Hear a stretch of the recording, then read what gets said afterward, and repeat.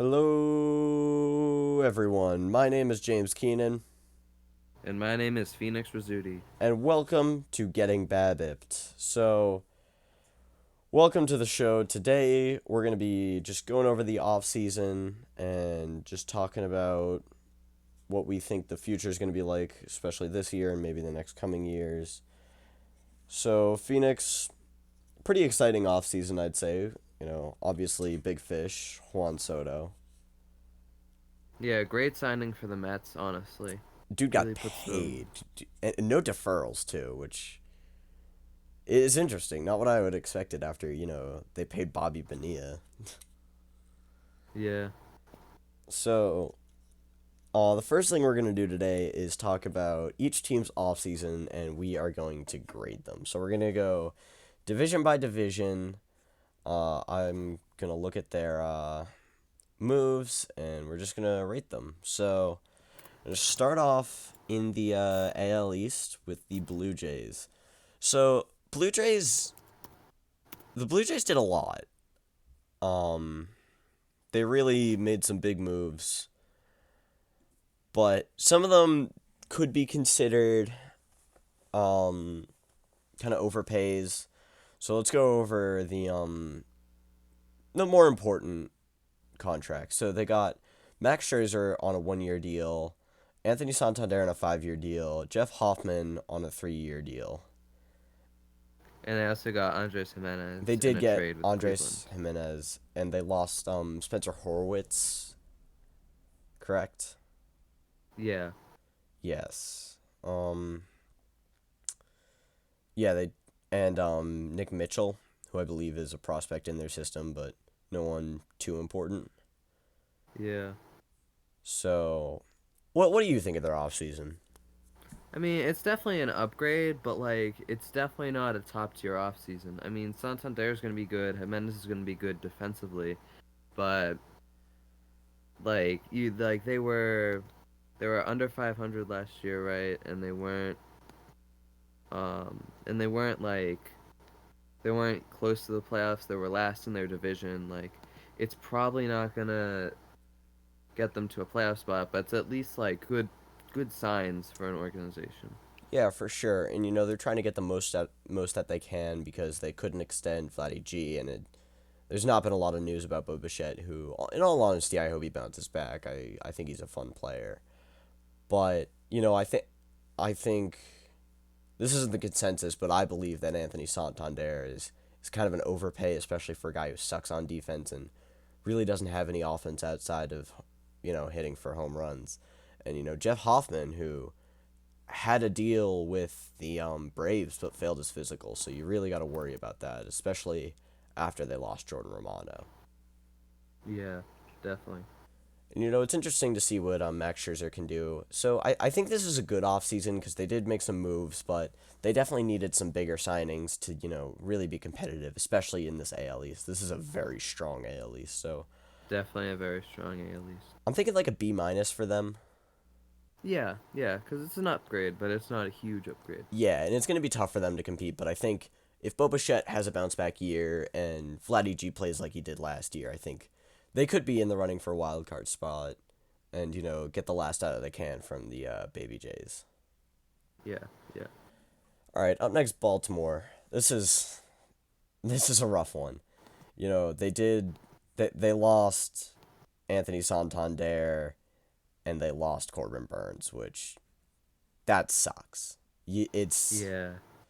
That's really tough because those are two really good players, and especially losing Corbin Burns, they have no true ace. And Grayson Rodriguez takes a step forward, great, but then you don't really have a lot. And here, let's see what they added. They added Dylan Carlson, Andrew Kittredge, Charlie Morton, Tomoyuki Sugano, who is a 35-year-old starter from Japan, Gary Sanchez, and Tyler O'Neill. Not a I lot. definitely think Not a lot that really moves the needle there. Yeah, I definitely think Tyler O'Neill is an all right substitute for Anthony Santander, but where they really messed up is their pitching is just so bleak.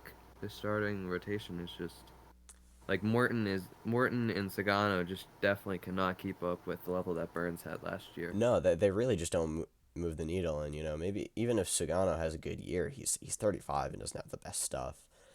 Like that, Yeah. this pitching staff is rough. It's Grayson Rodriguez, Zach Eflin, Charlie Morton, Dean Kramer, and Tomoyuki Sugano. And you And can't forget about Kyle Bradish, but yeah, but he he's will be he's not missing a few he's not months. he's not coming back till like June, July. Yeah. So it's rough. It's rough. So, while I still think they can compete because this offense is insane. I think Adley Rutschman has a bounce back year. Um, Gunnar Henderson is fantastic. Ryan O'Hearn's a great hitter. Jordan Westberg good. Colton Kaiser's had a monster rookie year, and Tyler O'Neill's solid. Mullins is a fine hitter, plays great defense. Mountcastle's going to be good, and Holiday obviously was the number one prospect last year. Like top to bottom, I think that's one of the best lineups in baseball. Yeah, exactly. But But the pitching really just doesn't hit. that pitching doesn't hit. I mean, you are getting the mountain back, Felix Bautista, who is great, but and you still have Yennier Cano. This bullpen is really good, I think, but you just you just don't have starting pitching, and that really sucks. And they didn't do anything to fix that, so I'm gonna give this a D minus because they did get Tyler O'Neill, which helps in replacing Anthony Santander, but they really didn't do much. Yeah, losing Burns is a huge blow to this team. I mean, Burns is one of the premier pitchers in the league. Absolutely, even with So the declining yeah, strikeout rates, he's still incredible. All right, up next we have the Rays, and this is a very Rays off season. They got Ha-Sung Kim, who's very good, but is going to be mhm. missing some time. And they got Danny Jansen, and that's about it. Who did they lose? Let's see. Um, they lost Jeffrey Springs. They traded him, Yeah, and that is a tough loss because Jeffrey Springs has nasty stuff. He really does. And they lost Jose Siri because they traded yeah. him to But the they are getting Shane McClanahan back for this season, so that is a good sign at least. that is very good. But like it's really tough to grade the Rays off seasons because they don't spend a lot and they're still always competitive because they're the Rays. Yeah. But like even with the Rays doing Ray things, even if Junior Caminero goes crazy, and even if they did add Josh Lowe, I forgot about that. Did they have Oh, Josh Lowe? sorry, no, that's my fault. They didn't. But like even if Yeah. Junior Caminero has a great year and Yandy Diaz bounces back and Josh Lowe bounces I back, don't I don't love the Jensen pickup. I mean, they did need a catcher, but I don't know if yeah. Jensen's that answer. I mean, there weren't any really good catchers this year, and he's probably gonna put up like a 110 OPS plus because he's on the Rays, and that's just what the Rays do. Yeah. So it's I tough to guess grade, and they made some I guess C, something around there. like I Cause like guess Hasong's a Hosong is C definitely a plus good maybe. Hosong is definitely a good pickup, but like I think we just have to give it a C, and just I still think this is the fourth best team in the AL East, even if the Yeah. Rays do Ray things. What do you think? I think yeah, maybe C. Hmm. It depends how long Hasong's gonna be out. Yeah, definitely. It says he's gonna be out. Ooh, wow. It says Yeah, he's gonna nearly be a out whole till year. October. Yeah. Ooh, That might be shorter, it might be longer, but I think it definitely depends on that. it is a labrum surgery, which is rough. Maybe more like C minus then. Yeah. So, Yeah. I mean, I did Because it's just better than losing Burns, but it's definitely not better than getting Santander and yeah, for sure. Menace. I did just find their 10th best prospect. You want to hear his name? Yeah, yeah, yeah. Gary Gillhill. Very Gilhill. You know what? What? I think Gary Gillhill makes an impact. Wait, where is that? Wait, what? That's that's just a great name. We gotta applaud great names here. So Up next, we'll be grading the Red Sox, and obviously there's some bias here because we are big Red Sox fans. We're from Boston, so I still think I have to give this an A. I think even if you're not I mean, biased, this is an A. it's an awesome offseason. I mean, Bregman and Crochet, like And on top of that, that's Walker Bueller has fantastic upside. Um, yeah. obviously there's questions about it, but like you look at his stats from like 2021 or from 2019 to 2021, he's a monster.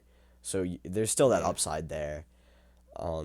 Patrick Sandoval has some nice depth, and Aroldis Chapman still throws a billion. Yeah. So I think that this team did lose Chris Martin, which sucks because Chris Martin is one of the most fun um, pitchers in the league, and they did lose Danny And I mean, Jansen. Not yeah, sorry, not Danny Jansen, and Tyler O'Neill. yeah, I mean, and they lost their closer. That is true. They did lose Yeah. Kenley Jansen, but Yeah. they They brought lost both Jensens. that is true. That tough losses here, tough losses. Tough Jensen losses here. Yeah, but But they I did mean, Crochet. they did bring in Chapman, and yeah, of course, Garrett Crochet. Crochet stuff plus is like really good, right? Oh, absolutely. He's a monster here. Let me look. And his FIP was really good. And his ERA is a little high. It was at 3.58, which sucks, but like Yeah. he had Chicago behind him. So, yeah, total stuff plus 113, fastball 107, slider 111. His cutter, or sorry, his sinker is 111. His cutter is 121. His slider 139, and the changeup is 95. But like that's just a good change, speed changing thing. Yeah. And 35% K percent is no light number. That's gross. That's insanity. Exactly. The Garrett Crochet is just nasty, and I think a lot of people are complaining that they haven't extended him yet, but I think, of course, we want to see him how he does next year, and he's my AL Cy Young pick. I think he's gonna have a monster year, but you do want to see how he does next year, even though I think he's gonna be great. I think Scooble might be a little bit better, but yeah, he's definitely up there. Oh yeah, he odds wise he's number 2 right now behind Scooble, but I just Yeah, think Garrett Crochet is a monster. definitely. Yeah, I think this is an A. I think this is definitely an I agree with that, and A. Yeah, this definitely puts the Red Sox in the playoffs, I think. I I absolutely think they're in the playoffs. I would argue they're the second best team in the AL. Ooh, that is a hot take. I think it Fortune. is, but like the pitching depth they have now, with Giolito coming back and Sandoval and Crochet, Tanner Houck's great, and people are complaining that our hitting's a little crowded, but I mean that's a good problem to have. I think the only team we're really behind in the AL is the Yankees, Yeah. and I really like the Bregman pickup too because he's a righty and this team before was just all lefties. oh, it really was, and you got Christian Campbell coming up who's also a righty, so you know, and Bregman helps out on defense a lot, even if Devers isn't willing to move from third. I Bregman's super athletic. I'm sure he could play a good second base. Yeah. But like, really, when you look at this roster, top to bottom, I mean, besides the Yankees, name a better team in the AL. You really can't do it. Yeah, I mean like maybe the Royals if like something happens, But but I like mean, yeah, top to bottom, the that's Royals don't have a lot of hitting. There's Pasquantino, there's Witt, and there's Perez, and there's really not much outside of that. yeah, I get that. Like, this is a fairly weak AL, and I think a lot could go wrong for the Yankees, so I'm very excited. Like, Yeah. Max Fried could have a down year. There's always the risk of Judge getting injured because he's huge, and that scares you. And Yeah. Garrett Cole isn't getting any younger, but Yeah. I still think overall this Yankees team is Cole had an amazing playoffs, but he yeah, did, but he's not like getting any younger. And but speaking of the Yankees, we're going to them next, and I think this is the best team in the AL, and there's not much we can really say about this. Yeah, I mean Bellinger is just crazy signing. I think Bellinger's still going to be really good. I mean Fried's good. Um, it almost makes up for losing Soto, but still, these guys are definitely in the conversation for World Series appearance. Oh, absolutely. And you can't replace Soto because he's Juan Soto. Yeah, I But I mean, but mean, they did do a great job of other pickups. I mean, they got Devin Williams, one of the best closers in the league. Max absolutely. Fried, a reliable starter. You know, Like this Yankees team is, it's just so good, and I think Bellinger's gonna be awesome with the short porch because he's a lefty. He's gonna rake on it. Jazz Chisholm, honestly, after getting traded, was amazing with the Yankees. yeah. And I mean, they didn't really solve the first base problem, but Paul Goldschmidt's definitely an improvement. yeah, it's definitely an improvement over Rizzo. Mm. And of course, you have Jason Dominguez coming in, who has all the hype and could be really good. So, I am really. I hate the Yankees, but they got a lot of fun players on there. They got a lot of excitement on them. They got a great bullpen. There's really not much to say about this. They did great things, Yeah, and that amazing sucks, but offseason. you know, they did. So let's go to the Guardians, because Guardians had a weird offseason. Man, It, I hate how they played this offseason. They got rid of Naylor and they got rid of Andres Jimenez. mm, But then like then they got Carlos Santana and then they got Paul Sewell. So like some moves are like buying moves and then a lot of moves are like um getting rid of all your good players, and like this is your last year before like a Reagans and Witt led Royals team or a Scooble led Tigers team really take your spot in the AL Central. This is like the Guardians' last chance really to make a meaningful playoff run. and So I feel like getting rid of Naylor and Jimenez just really hurts that. I feel like it's just bad timing for them. for sure, and like especially if you look at the roster now, it's all over for them. Like, I think the Royals and the Tigers are much better. Yeah. Um, Like you have to start Juan Brito now. He's an all right prospect, but I wouldn't say that's a playoff level second baseman. It's just no, definitely not. And yeah, it sucks because you wanna get all you can out of a great third baseman like J Ram, because J Ram's awesome. He's so yeah, fun. an excellent closer like Clase. Oh, Class A's. I mean, he had one of the best and probably the best reliever season ever. Just ignore the playoffs. Yeah, I'm also a big not believer in Quan for this next year. He finished out the year really bad. He had some injuries in there. Yeah, I just he's still gonna be really good on defense, but I don't believe in his offense anymore. yeah. I mean, he's just an average hitter, and not like an average hitter, but like he hits for average. He gets on base, and I think he's definitely better than comparable hitters like Arise, because he plays better defense. He's a better base runner, and probably a better hitter all around because hits for a bit more power. But 2.6 barrel rate, 86.3 exit velo, 23.7 hard hit rate. It's just not it, and like even the bat speed isn't there at 64.4, which is first percentile. Like he just doesn't really have the ability to hit for power, and he hit 14 homers last year, and I think a lot of that's an outlier. Yeah, with and like there's all these questions in there, and then there's like this really solid bullpen. I mean, Classic, Cade Smith, Hunter Gaddis, Paul Sewell. This is like the best bullpen in the league. Oh, But absolutely. This bullpen, it's monster. Cade Smith, Hunter Gaddis, Sewell now. Like, Sewell isn't even in the top three. That's yes, insane. that's I insane. think pretty much any other team except maybe the Dodgers, Sewell's a setup man, but he's probably going to be mid relieving. Yeah, it's like what a bullpen.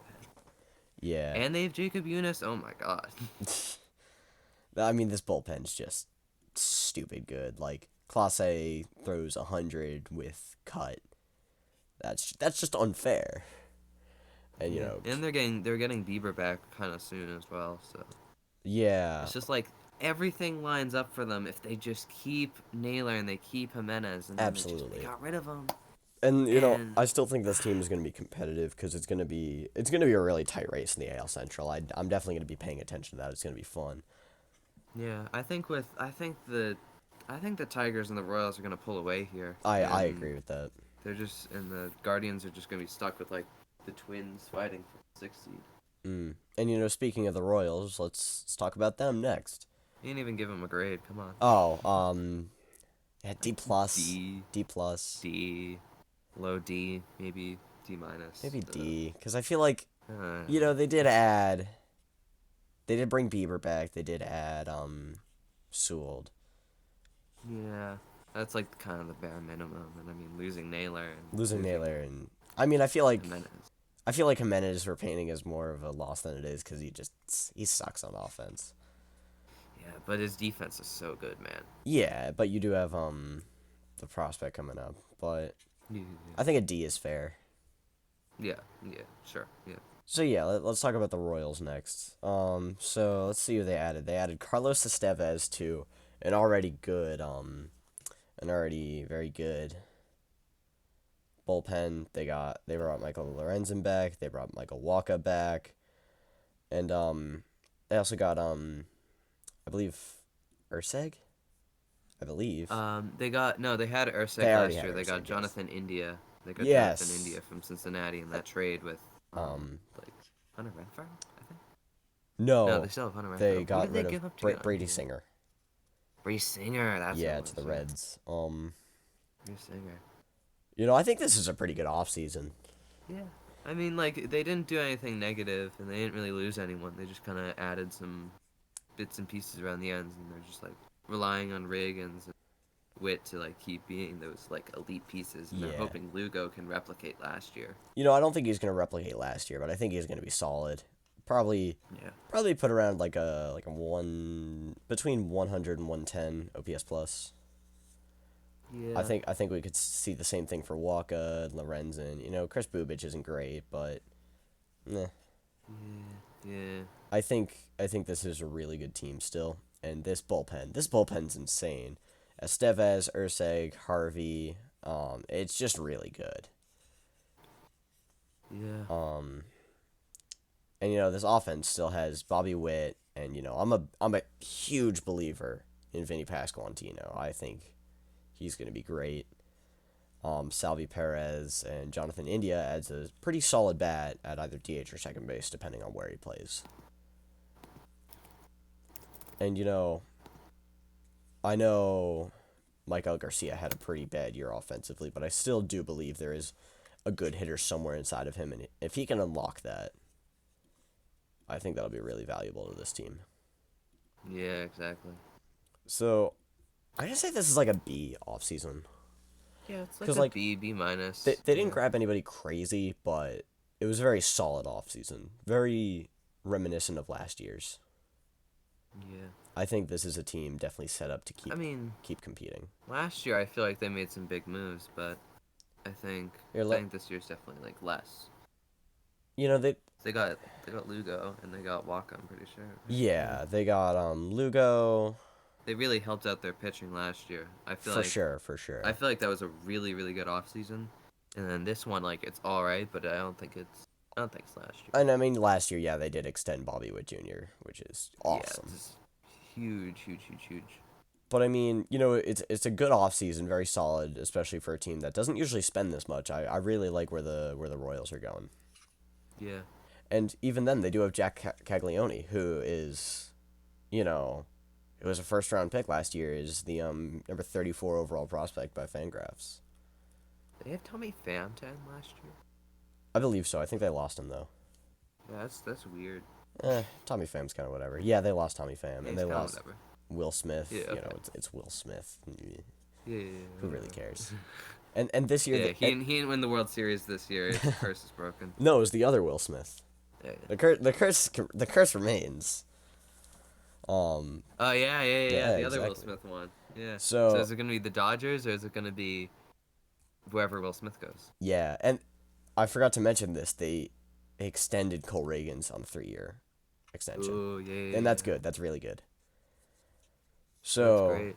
let's talk about the Tigers next, because again, another solid offseason. I think they got Jack Flaherty, Gleyber Torres, Alex Cobb, and they who do they lose? Not a ton. They didn't lose a ton. Pretty much no one. Yeah, Yeah. The thing with Flaherty is so weird because he was on the Tigers last year, right, to start the year, yeah, he and then was. he went to the Dodgers and now he's back. It's just like, Yeah, whoa. Flaherty had a really good year last year. Um, Yeah, he did. hi- I hi- don't know if he's gonna be like as good this year, but he's definitely gonna be because his Dodgers tenure wasn't great, but mm, he was definitely impactful with the Tigers. oh, for sure. And his stuff is still good. His peripherals are all pretty good. With the Dodgers, he wasn't as good, but he was still really good. With Detroit, he had a 2.95 in 106 innings, and with the Dodgers, he had a 3.58 and 55. Yeah, so definitely a noticeable drop off, Mm. but yeah. Which is weird, Um, especially because the Dodgers are known for their pitching development. But yeah. he's coming back to where he kind of reignited his career. I think it's a good thing for them. Yeah, definitely something to look at here are the new prospects that are probably going to be called up. I mean, you have Jackson Jobe, you Mm. have Trey Sweeney, you have Jace Young. It's like Yeah, and all these prospects, and if they hit on two or three of them, then this team is like definitely bound. oh, absolutely. I think Jackson Jobe is honestly my pick for Rookie of the Year, especially because he's going to get a starting spot. And this starting rotation's really good. Skubal, Flaherty, Olson, Casey Mize, and Jobe. Like, that's really good. Man, Scooble is so good. Skubal is so good, man. Oh my Come god. on. He had a crazy year last year. Yeah. Like, He even won the Triple Crown, right?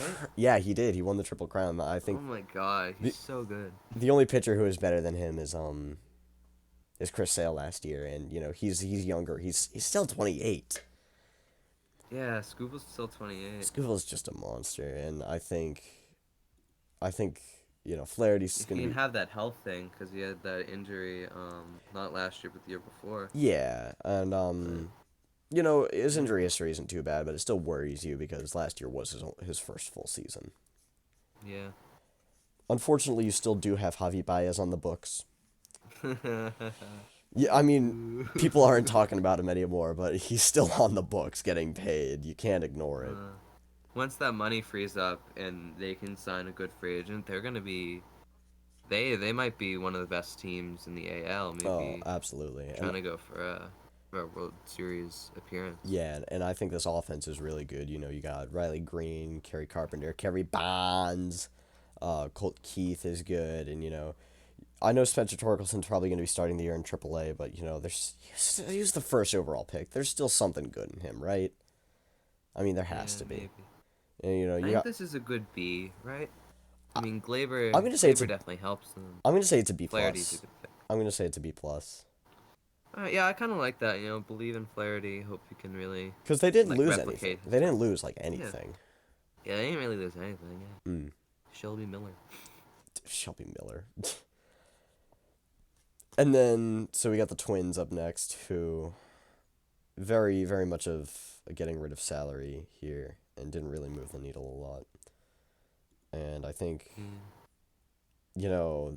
this team and um Cleveland is going to Dude, be. they got Harrison Bader since when? Oh my god. Yeah, I mean they got Harrison Bader, who is whatever, he plays good defense. When did that happen? Oh my god, how did I miss that? They got Ty France, Harrison Bader, and Danny Columb. They Happened two lost. weeks ago. Wow. They lost Carlos Santana, Max Kepler, and Yeah. it's not a great off season. Yeah. Even with that, their pitching is still so good. I mean, Joan Duran and Griffin Jack's bullpen is just Oh yeah, that's a it's great bullpen. insane. That's a great bullpen. Um, And they have Lopez and Ryan and Ober, some good yeah, starters. and then Woods Richardson, I think he'll be He's solid. all right. He's all right, He's all and right. Chris Paddock's all right. Yeah. The Like the Twins are really like they're a pitching first team, absolutely. and that batting is just It's just gotta stay not up to healthy. par.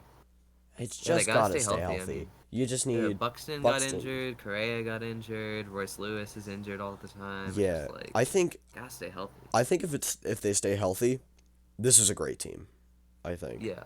because I feel like this is like a borderline playoff team if they stay healthy. 'Cause oh, that I pitching I is so good. I absolutely agree, especially the bullpen. But like you look at it in 86 games last year, Carlos Correa had a 4.3 WAR, 155 WRC plus, and a 385 WOBA. This is insanity. And That's and great. he plays great That's deep. his best year. That's his best year since his Astros days. And it was it wasn't even 100 games, and like he plays great defense too. He had a four fielding run value with 5 outs above average. Like Carlos Correa is so good when he's on the field, but .310 average. he's just got to stay on the field. That's the thing. If he stays healthy, monster year. Oh, absolutely. But again, like multiple doctors have said that his ankle is a quote ticking time bomb with the plantar fasciitis. It sucks. Yeah. You just can't count on him to stay healthy. But I think if he does, it's Yeah. it's an MVP level season. Yeah. So this is Frasier grading wise. I mean, This is like a D yeah, they minus. lost Kepler. They didn't do I don't know anything. if that's a D minus. It's just Kepler. I mean, I think they really It's a needed. 10 I think they really needed a solid bat, and Yeah. they just didn't Ty do France it. is not great. I think if you do nothing, and this is basically nothing, it's at best a D. Or I want to go C minus because I mean Bader's not a bad pickup, but whatever. I guess Bader takes some of the heat off to play good defense off of Buxton, which is, he just throws his body around. That's what he does. I think yeah, C minus is probably good. Yeah, I mean yeah, that's gonna be really impactful. Definitely. Boston health. So now we get to talk about the White Sox. White Sox. They got Josh Rojas and Mike Tauchman Hey, and Martin Perez. Joey Gallo. Don't forget Michael A. Taylor. He's good still, right? Right. Yeah, right. Yeah, he's doing good, right? Oh yeah, and the thing that and they got Bobby Dahlbeck, dude. Bobby Dahlbeck. Bobby Delbeck sucks.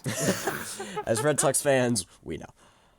And Oh my god. I don't hate what they got for Hey, Omar Narvaez. Oh god, it's so I bad. I don't hate what they got for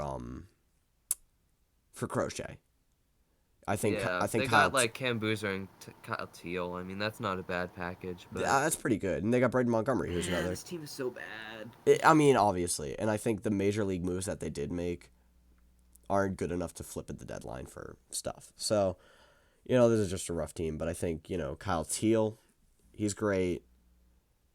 Cam Boozer's pretty good, and Braden Montgomery is like in the 90s, I believe, for the top 100. So they got 2 top 100 prospects. Is he like 58th? I thought. Maybe, I'm not sure. Yeah. I know he's somewhere there. Yeah. But yeah, so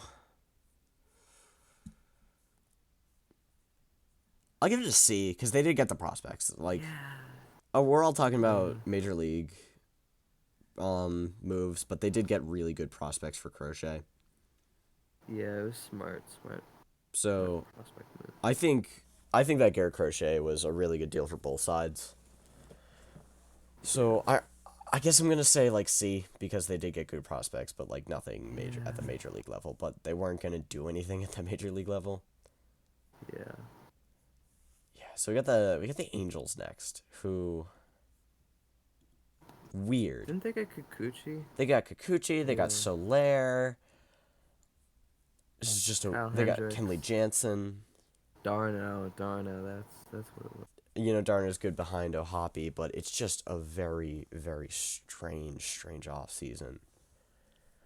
Because like you're not contending, but you're making all these moves to try to like maximize the Mike Trout years. But like you lost Ohtani and like they lost it's Ohtani last over. year.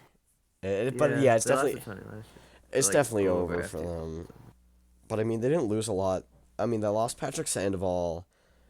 Griffin Canning. Yeah, and that was really it. Brandon Drury, I guess. Brandon Drury They got Yeah, he kind of does. There really wasn't much here. So, I guess we gotta give it a B. Because, I they added. guess They added. they added stuff. I But, guess. it's not gonna be enough to contend, but, I feel like if this was, the Blue Jays off season or, another borderline team, we'd be rating it much higher. Yeah. But, it's just a weird off season for, it's just getting them up to around 500 ball, I think. I don't know if they're 500 ball, but if Trout stays healthy, then I think they are. I mean, But Trout is going to be moving to right field, which hopefully keeps him healthy. And, yeah, hopefully. Ohapi's a good offensive catcher. Nolan Schanuel might pan out. Jorge Soler is whatever. Yeah, it's whatever. I think That's this a is good. just. I think this is That's a good just. summary. It's whatever. I think this is just such a 500 team.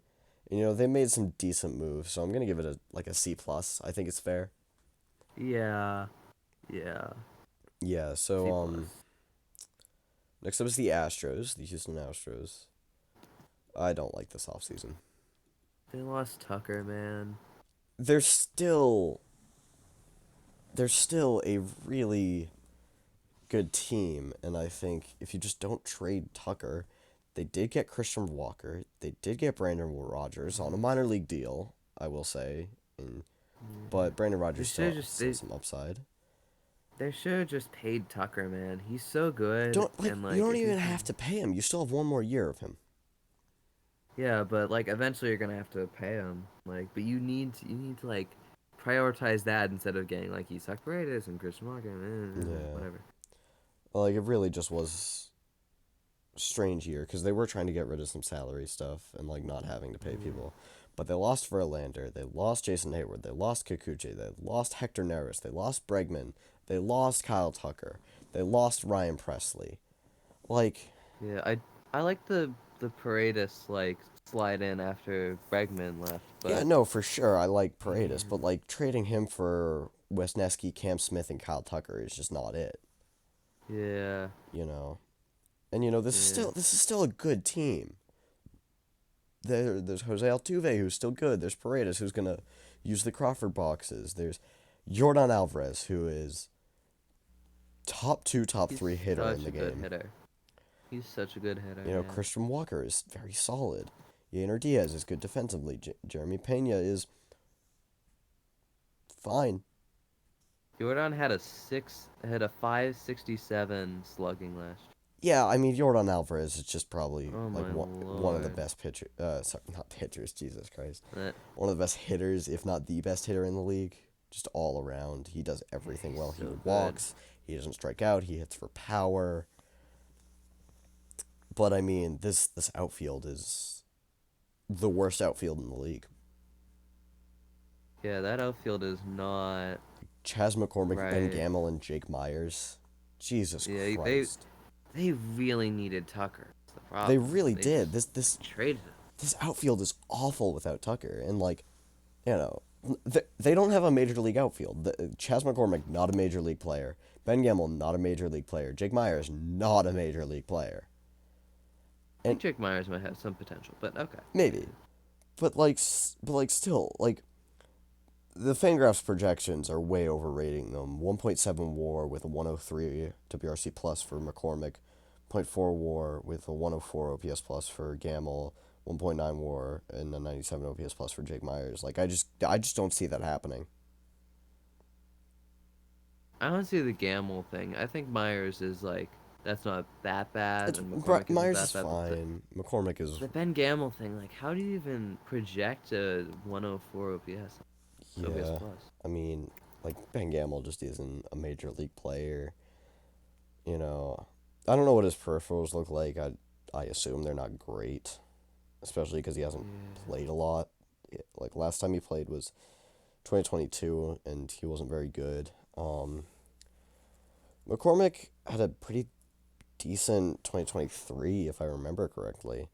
But I mean, Yeah, he wasn't bad, in 2024, but he was terrible. yeah. And I think, his peripherals in years prior weren't very good. And I Myers just definitely hate has this some so much. potential. Tucker's so good. Kyle Tucker is one of the best players in the league, I think. Like, just keep him, pay him next offseason. Yeah, but like I don't see what you see in Jake Myers. His peripherals suck, and he's 28. He's good on defense, but I think he'll be. I like him, but whatever. yeah. But yeah, I just don't think this is a great offseason. I mean, losing Tucker is terrible. Losing Presley is bad. Losing. Like, why are they trading for Wesneski? Like, when you get J.P. France, Christian Javier, and Lance McCullers back in June and July, Yeah, and then Framber Valdez is he's not good. gonna if he doesn't have a really really good season, then he's not gonna be. There's gonna be a really crowded starting rotation. Yeah, Framber Valdez is obviously a mainstay. I think he's one of the most underrated Yeah. players in the league. And, Hunter Brown finished off the year great. Yeah. And this bullpen is really good. Josh Hader, Brian Abreu, both of them are really good. But again, like, losing Ryan Presley sucks. Yeah. And, you get. Bad offseason. Yeah, I mean, D, I think, because, I mean, Yeah. D minus probably. Yeah. Because I can't give it an F because they didn't fail completely. Because they did get Christian Walker, which really They helps got them out at first Isak base. They got back. Isak. Yeah. But Other than big that, it's not very losses. good. Very big losses. So up next, the Sacramento Athletics. Hey. Oh man, I hate John Fisher so much.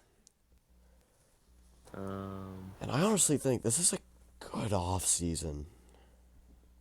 They finally spent a little bit. They got Gio Urshela, who doesn't move the needle a ton, but is still good. Man, I don't believe in Gio, but I okay. mean, he used to be good. There's still something left in him, obviously. I think it's all over for Gio. But I mean, there's Luis Severino, who's solid player. Severino's solid. I definitely like the Severino pickup. I mean, it's something at least. Extending Brent Rooker's awesome. They extended him for 5 years. That's smart. I think getting Jeffrey Springs is really good. Yeah. I'm a big Jeffrey Springs fan. I like pretty much anybody who comes out of the Rays pitching wise, because they're the Rays. Like, I kind of have to give this a B, mate. Like, especially No way. if you think like this is the A's. Yeah, when you put it in the context of the A's, like the Severino and the Springs thing I is think really this is like a good. B plus, honestly. No, come on. It's got to be at least like B minus, C plus. Like, I don't believe in this as much. Like, I don't believe in Oshella as much as you do. I think Urshela is going to be a good veteran presence, and that's what I'm believing in. I think he's going to help out the young guys because this hitting is sneaky good. Lawrence Butler was a monster second half. Brent Rooker's great. But yeah. JJ Bleday's pretty Blede, yeah, underrated. Blede and Soderstrom had some really good stretches in there. Geloff was good 2 years ago. And I think Geloff still has some prospect pedigree, and I think Shea Langoliers is one of the better offensive catchers. I think the stats say that too. And Jacob Wilson, who is, a slap hitter, if we're being honest, but he hit 400 in the minor leagues last year before coming up and getting injured. And, you still have some speed with Esteury Ruiz, even if he's not starting. Yeah. I think this is a B off season, especially considering that they are the Sacramento Athletics. All they did was add Severino, though, really. And Springs. And Springs, I guess, yeah. And they did get Jose Leclerc, who, he's a solid little reliever. He's cooked. He wasn't that bad last year, was he? He wasn't that good, man. But I mean, for the A's, it's the A's, man. It's the A's, The I A's. know. I think Jose Leclerc is just pretty average reliever, but it's the A's making moves, doing things. They're doing things. I think it's a B minus, B. Yeah, B minus, I guess. I think if we I guess put it, I'll settle. I think it's a B plus on grading plus. If you adjust for market and team spending. Grading plus. Oh God, but God. Yeah, I think it's a Grading B plus plus. grading plus. Oh my god. But yeah, like for the A's, it's Factoring in very park factors. the AAA ballpark that they're playing in. So yeah, up next is the Mariners. This is an F. Before even looking at it, this is a terrible offseason. What even happened? They lost like Turner, and that's pretty much it. They didn't really do anything. Pretty much nothing. Donovan Yeah, Solano. you're doing this because like because the hitting needs help, and yeah, Donovan Solano. yeah. They made a singular major league pickup, and it's Donovan Solano. They Oh, got Rowdy sorry, sorry, Tellez on a sorry. minor league Sorry, contract. sorry, sorry. And Jorge Polanco. Didn't they have Polanco last year? Yeah, Yeah, they they had brought him back. Polanco. They brought him back. Oh, okay. You lose Justin Turner, and you didn't really lose anything, but there wasn't really anything to lose, hitting wise. This this pitching staff, it's so good, and it makes me so angry because they have no hitting. Like Some elite pitching staff that is Logan Gilbert, such Cy Young amazing. contender. Luis Castillo, very good. George Kirby, Cy Young contender. Bryce Miller, really good. Brian Wu, ton of potential. Andres Munoz, monster. This pitching staff is so good, and they have no hitting. They have Yeah, Colorado and Julio Rodriguez, and they do anything to help themselves out. yeah, The this hitting is Mariners bleak. infuriate me. This is our first F. They didn't do anything. They didn't do anything. Yeah, Donovan they really Solano needed to do something. and Jorge Polanco. Yeah, No, this team is like cause terrible. at least This team makes me so like angry. 'cause at least the Astros got Christian Walker. I mean, the Mariners didn't even do anything. They did nothing. And like you need to make a move to really cement yourself as a playoff team in the AL. I mean, And they didn't. like the Red Sox are gonna be better, the Yankees are gonna be better, the Royals, the Tigers, the Astros probably, I mean, the Astros are and still great. The and then either Rangers like are the gonna bounce Rangers or back. like either like the Rangers or the Orioles or something like that. I don't think the Mariners are gonna be a playoff team next year. No, and it's really sad because they're kind of just wasting this generationally good pitching staff. Yeah, you'd be like, yeah, it's such a good pitching It's staff. It's such a infuriating. good It's pitching staff. infuriating. They could have done more. They really could have. So, speaking of the Rangers. Rangers, let's move on to them. I gotta calm down because the Seattle makes me just Yeah, so upset. yeah. They added Chris Martin, who's They great. We re-signed love. Evaldi. They did. They got Jock Peterson, the Jock. Wow, that bullpen is all new. Oh my god. Yeah. Full flush of the bullpen. And they got Kyle Higashioka. Yeah, I do respect that definitely with like the whole flush of the bullpen. I mean, And they lost Nathan Lau in a trade. Um. who did they trade him for? Oh, Jake Burger. No, Robert Garcia. And Oh, yeah, they picked up. oh wait, what? Oh, okay. Yeah, they picked up. Who they trade Burger for to get Burger? Um, did they trade to get Jake Berger? Let me look. I don't even know. Max Acosta, Shedri Vargas, and Brian Mendoza. So prospects, right? Yeah, I Or- believe so. I mean, nobody super notable. Yeah, someone. Yeah. I think Martin's a good pickup, like Oh, a I good love veteran, Martin. like reliever, closer type thing. Martin's so And fun. then He has the best command in the league by far. yeah. Peterson and Berger, I think, are smart pickups. Peterson had a really good last year. Mm-hmm. And re-signing Evaldi, I personally like. Losing Heaney is kind of a big blow, Dude, and losing it's Yates. Andrew Heaney. Heaney isn't good. Losing Kirby Yates is Kir- such a big, Kirby Yates sucks, big definitely. loss for them. He was No, great. He was Kirby great Yates last. was so good last year. Yeah, Kirby Yates was great. Yeah, that's. And he goes to the Dodgers. Like, man, Yeah. come on. But I mean, this still is a really good team. Semien, Seager, Peterson, Langford, Dolis Garcia could bounce back. Josh Young is good. Evan Carter is good. Jake Berger is good. Jonah Heim, he was great in 2023, and he's great defensively.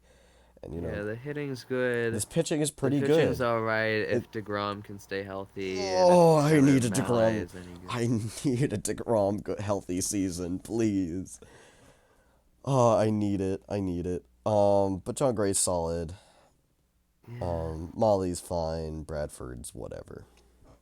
I don't like this offseason because I feel like Yates is a big loss for them. I mean, it's just a big loss, but this is a pretty good offseason. They got Jock Peterson, they got Chris Martin, they got Jacob Berger. And Yates is just so good, man. But then Yates again, proved himself last Yates year. is like 40. Yeah, I mean, but he had a 1.86 xERA last year. Oh, for sure, he's great, but he's still Yeah. he's 37. He still is old. Yeah, I mean Yates is 37, but they got Chris Martin who's 38. Hey. Don't you disrespect my boy Chris Martin like that. Yeah, my bad, my bad. I miss Chris Martin already. Miss Chris Martin. Dude, Chris Martin was the God. best, man. He was so fun. But He was not that good last year. no, he wasn't. But it's Chris Martin. He's got insane Age command. maybe. Yeah, but I mean, this is still a pretty solid offseason, I think. They definitely Yes. they definitely improved. Peterson's good. Peterson's good. And I don't know if they improved. I feel like they stayed around the same. and I think Berger's good. Yeah, I think. I think they stayed about the same, but like I also I think. so they stayed about the same, but I still believe that this team could bounce back cuz it was a weird year last year.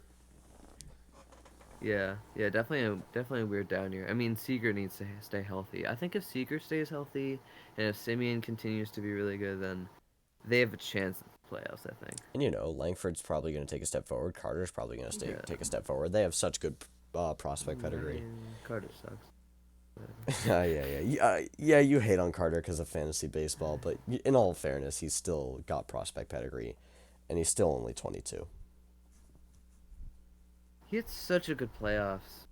Not this year, but the year before. Yeah, and I was so confident. I mean, he was young. He had a great playoffs. He had a good end to the season. Like it was so perfect. And then he was the worst. Yeah. Yeah, definitely sucks. But he has his pedigree. He's still only 22. As much as you personally, he could be good. As much as you personally hate him, I still think he's gonna. That shit was so bad. All right, drop the bias, bro.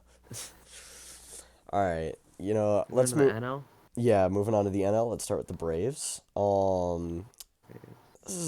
They got Profar on a 3-year. Lost all their pitching, man. They did. They lost. That pitching is Morton. so sad now. They lost Morton. They lost Fried. They lost Minter. I like the Profar thing.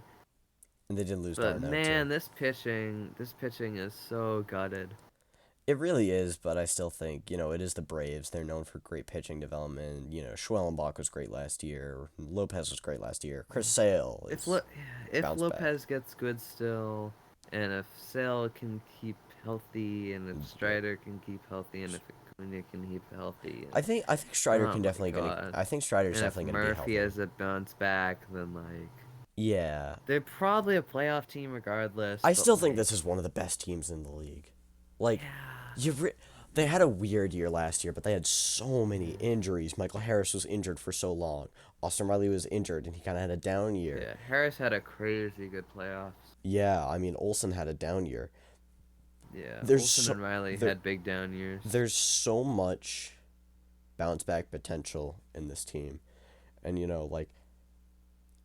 I still think they could win the division and win 90-plus games. Yeah, remember the optimism that people had for this team going into the year. I mean, what a team going in, and then what we got. They just got so massacred by weird. injuries, and they still made the they got play. massacred by injuries, and they had Chris Sale come out of nowhere. It was such a weird. I mean, such a weird year for. They still played pretty well. They still made the playoffs. They're still good. Yeah, they're still a really good team. But... I mean, they still won 89 games with all the things that happened, and Ozuna's still going to be good. Olsen's probably going to bounce back. Riley, all of his peripherals are incredible. Profar was really good last year. Michael Harris could bounce back after getting the injury. Sean Murphy could bounce back. And, this pitching still is good, even though they lost Fried and Morton. Yeah. Especially with Strider coming back and especially with Acuna coming back. Yeah. Yeah. I still think this is if they come back really good, then this is definitely like a contender. But for sure. Yeah. Yeah. Off-season wise, they just it's not great. Yeah, they didn't really get anything. But they lost some pitching. They didn't really need to do anything. So I think this is like a C- because they did lose Fried. Fried's a big loss.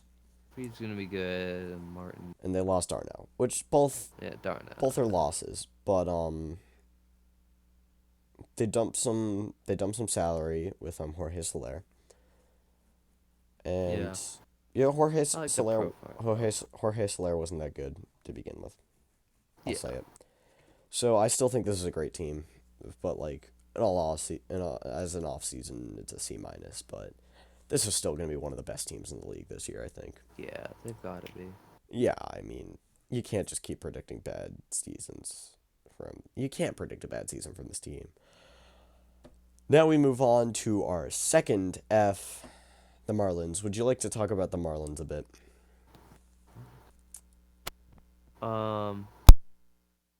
No, you can do it. I'm trying to figure out. There's a guy named Colin Gillespie, and I swear he's a basketball. I got sidetracked. You know what? Without. Yeah, he is. What the hell? What is happening? Without looking. Besides Cal Quantrill, can you name one move that the Marlins made? No, exactly. Not at all. Exactly. Did they lose someone? They lost Jake Berger. This team sucks, and this team will continue to suck. This is an F. This is a complete F. This team is so bad. Oh, jeez, like Xavier Edwards.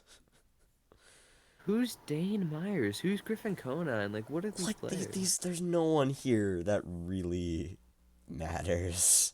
Xavier Edwards might be good. Hey, Alcantara maybe. Alcantara bounced back. Max Meyer. I have his card. That's about it. And Yuri Perez is coming back.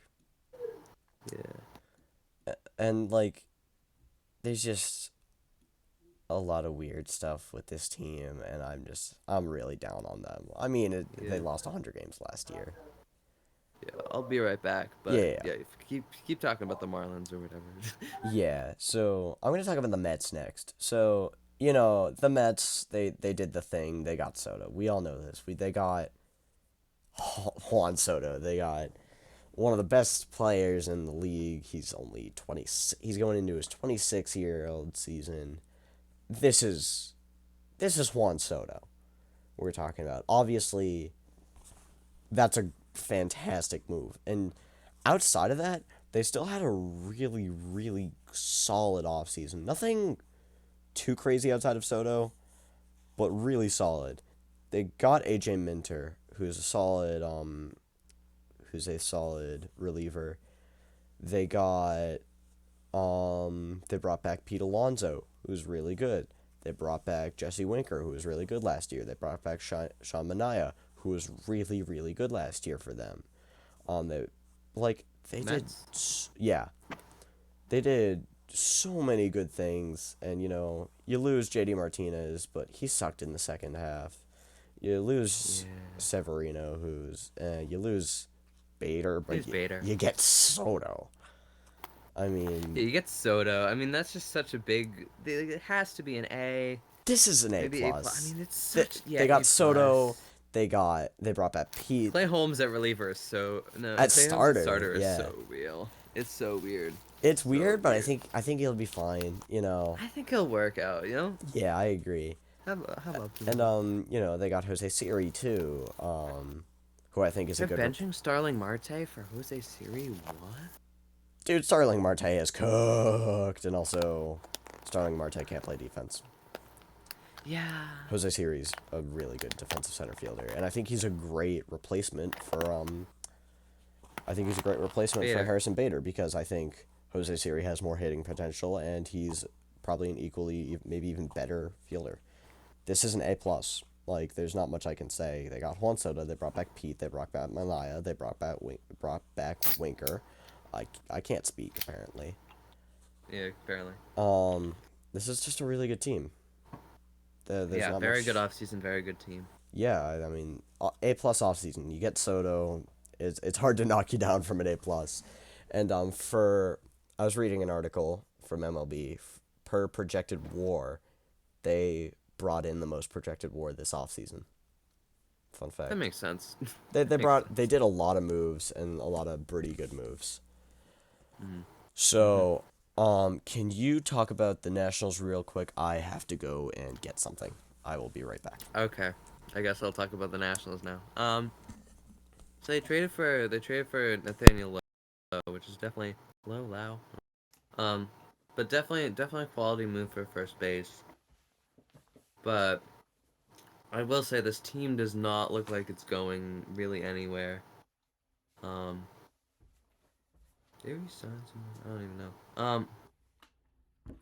Yeah, they re-signed Trevor Williams. That's what I was looking at. Yes, but definitely. I mean, it really the season for the Nationals is really going to depend on Dylan Cruz. I mean, if he's going to be good, then I don't know if they're going to make the playoffs, but I think they'll at least be like playing around 500 ball because Cruz can be amazing. Like this young core with Cruz and Wood and Mm, even Abrams, I I guess. definitely agree if Abrams stops Yeah. gambling. But I mean, Yeah, but if this is a if really Cruz can break out, this is gonna be like a all right year for the Nationals, which is a crazy thing to say. I mean, I think they're probably going to play around 500 ball because I think James Wood's going to be great, Nathaniel Lowe's solid, and I think CJ Yeah, Abrams is exactly good. what I was saying. If Cruz can break out, then yeah, 500 ball. Yeah, and I think if they continue to improve in the coming years, they could be really good because Mackenzie Gore, he's pretty young. He's got some good Yeah. potential. This pitching is rough, but they got in Mike Soroka, or sorry, Michael Soroka. Um, I definitely think in the coming years this team has potential. And Yeah. James Wood is like kind of the outfield version of Ellie De La Cruz.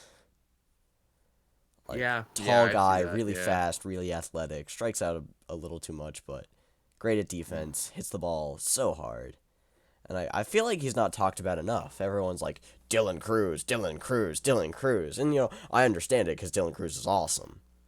He's so good. He's gonna be so He's going to good, I be so think. good, but I feel like we're not talking enough about James Wood. I feel like we're Yeah. forgetting about Yeah. him. But yeah, I definitely agree. Dylan Cruz should break out. Um, Yeah. so I like this team. I don't love the offseason though. Just because, what did they do? Yeah. They Like, got they got low, Lao, whatever. Low, Lao. low. I think it's just low. Oh, okay. Low. And, they got, And they re-signed Trevor Williams. Hey, Trevor Williams might be good. He wasn't bad to start the year last year. Come on. yeah. And then, Michael Soroka is much better as a reliever. But, I mean, what do they have And they pitching and they wise? got Patrick Corbin off the books. For sure. That's definitely big.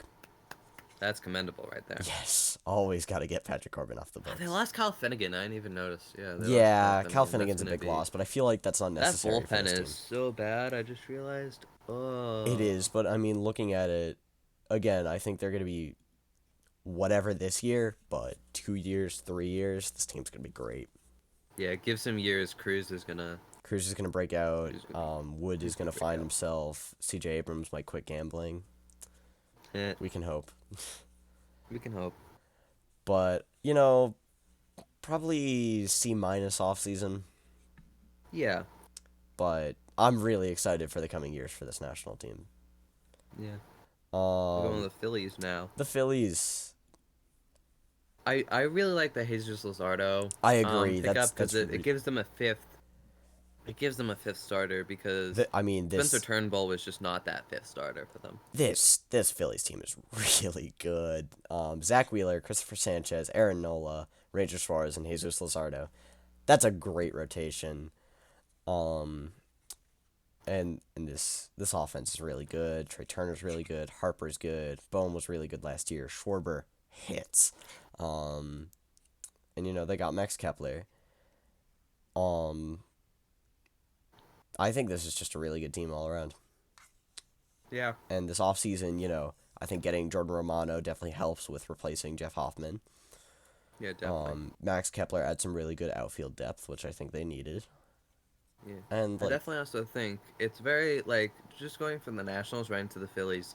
It's so like it's crazy how much they lost in just the span of a few years. Because the Nationals, they used to have Harper and Turner and Soto, and yeah, now they're just I mean they won like those series in 2019. Lest we forget. yeah, yeah. But after that, man, they had such a good team, and then now it's just Mm. all gone. But I mean And like that, the basis of that team is now the basis of another great team in the Phillies. yeah, for sure. I mean, it'd be hilarious if they got Soto. Um, Yeah, like this if is they just would have like, gotten Soto, hey, that'd be hey, insane. I'm the 2019 Nationals now. Wasn't Harper not on that team though? No, he wasn't, but he was there the year Yeah, before, yeah, so yeah. And then, yeah, yeah, yeah, yeah. 2017, 2018, That 2019 first Nationals. good national score.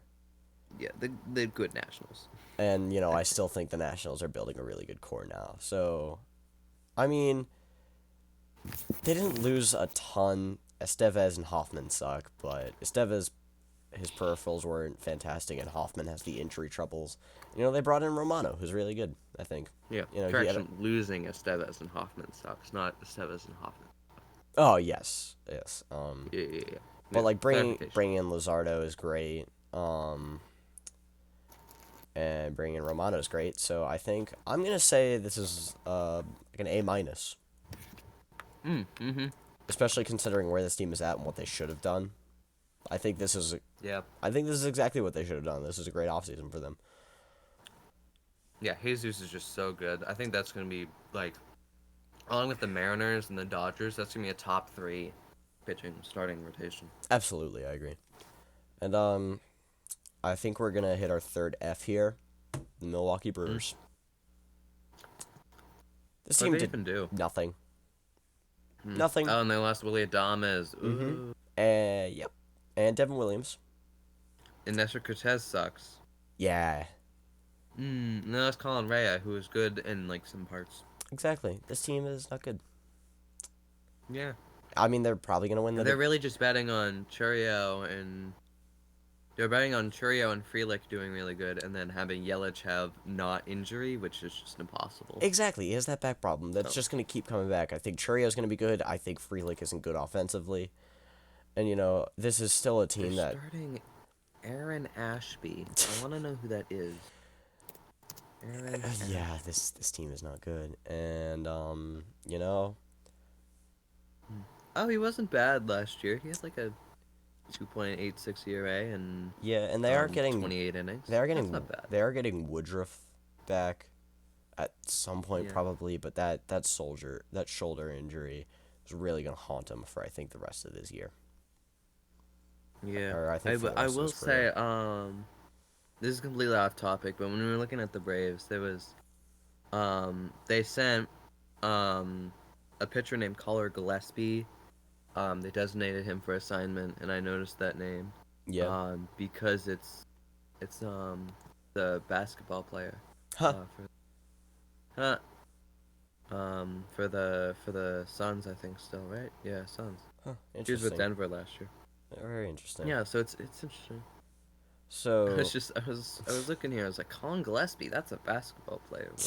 Anyway, yeah, but Milwaukee's bad. Yeah, yeah, and that's definitely Milwaukee. they No. still might win the division, but this division blows. So Listen, Cubs with Kyle Tucker. Cubs with I Kyle think Tucker they is can win that dangerous. division. But yeah, I think they could win that division. let's talk about the Cardinals now, because Let's go Cardinals. Old men Cardinals. I think this is gonna be another F.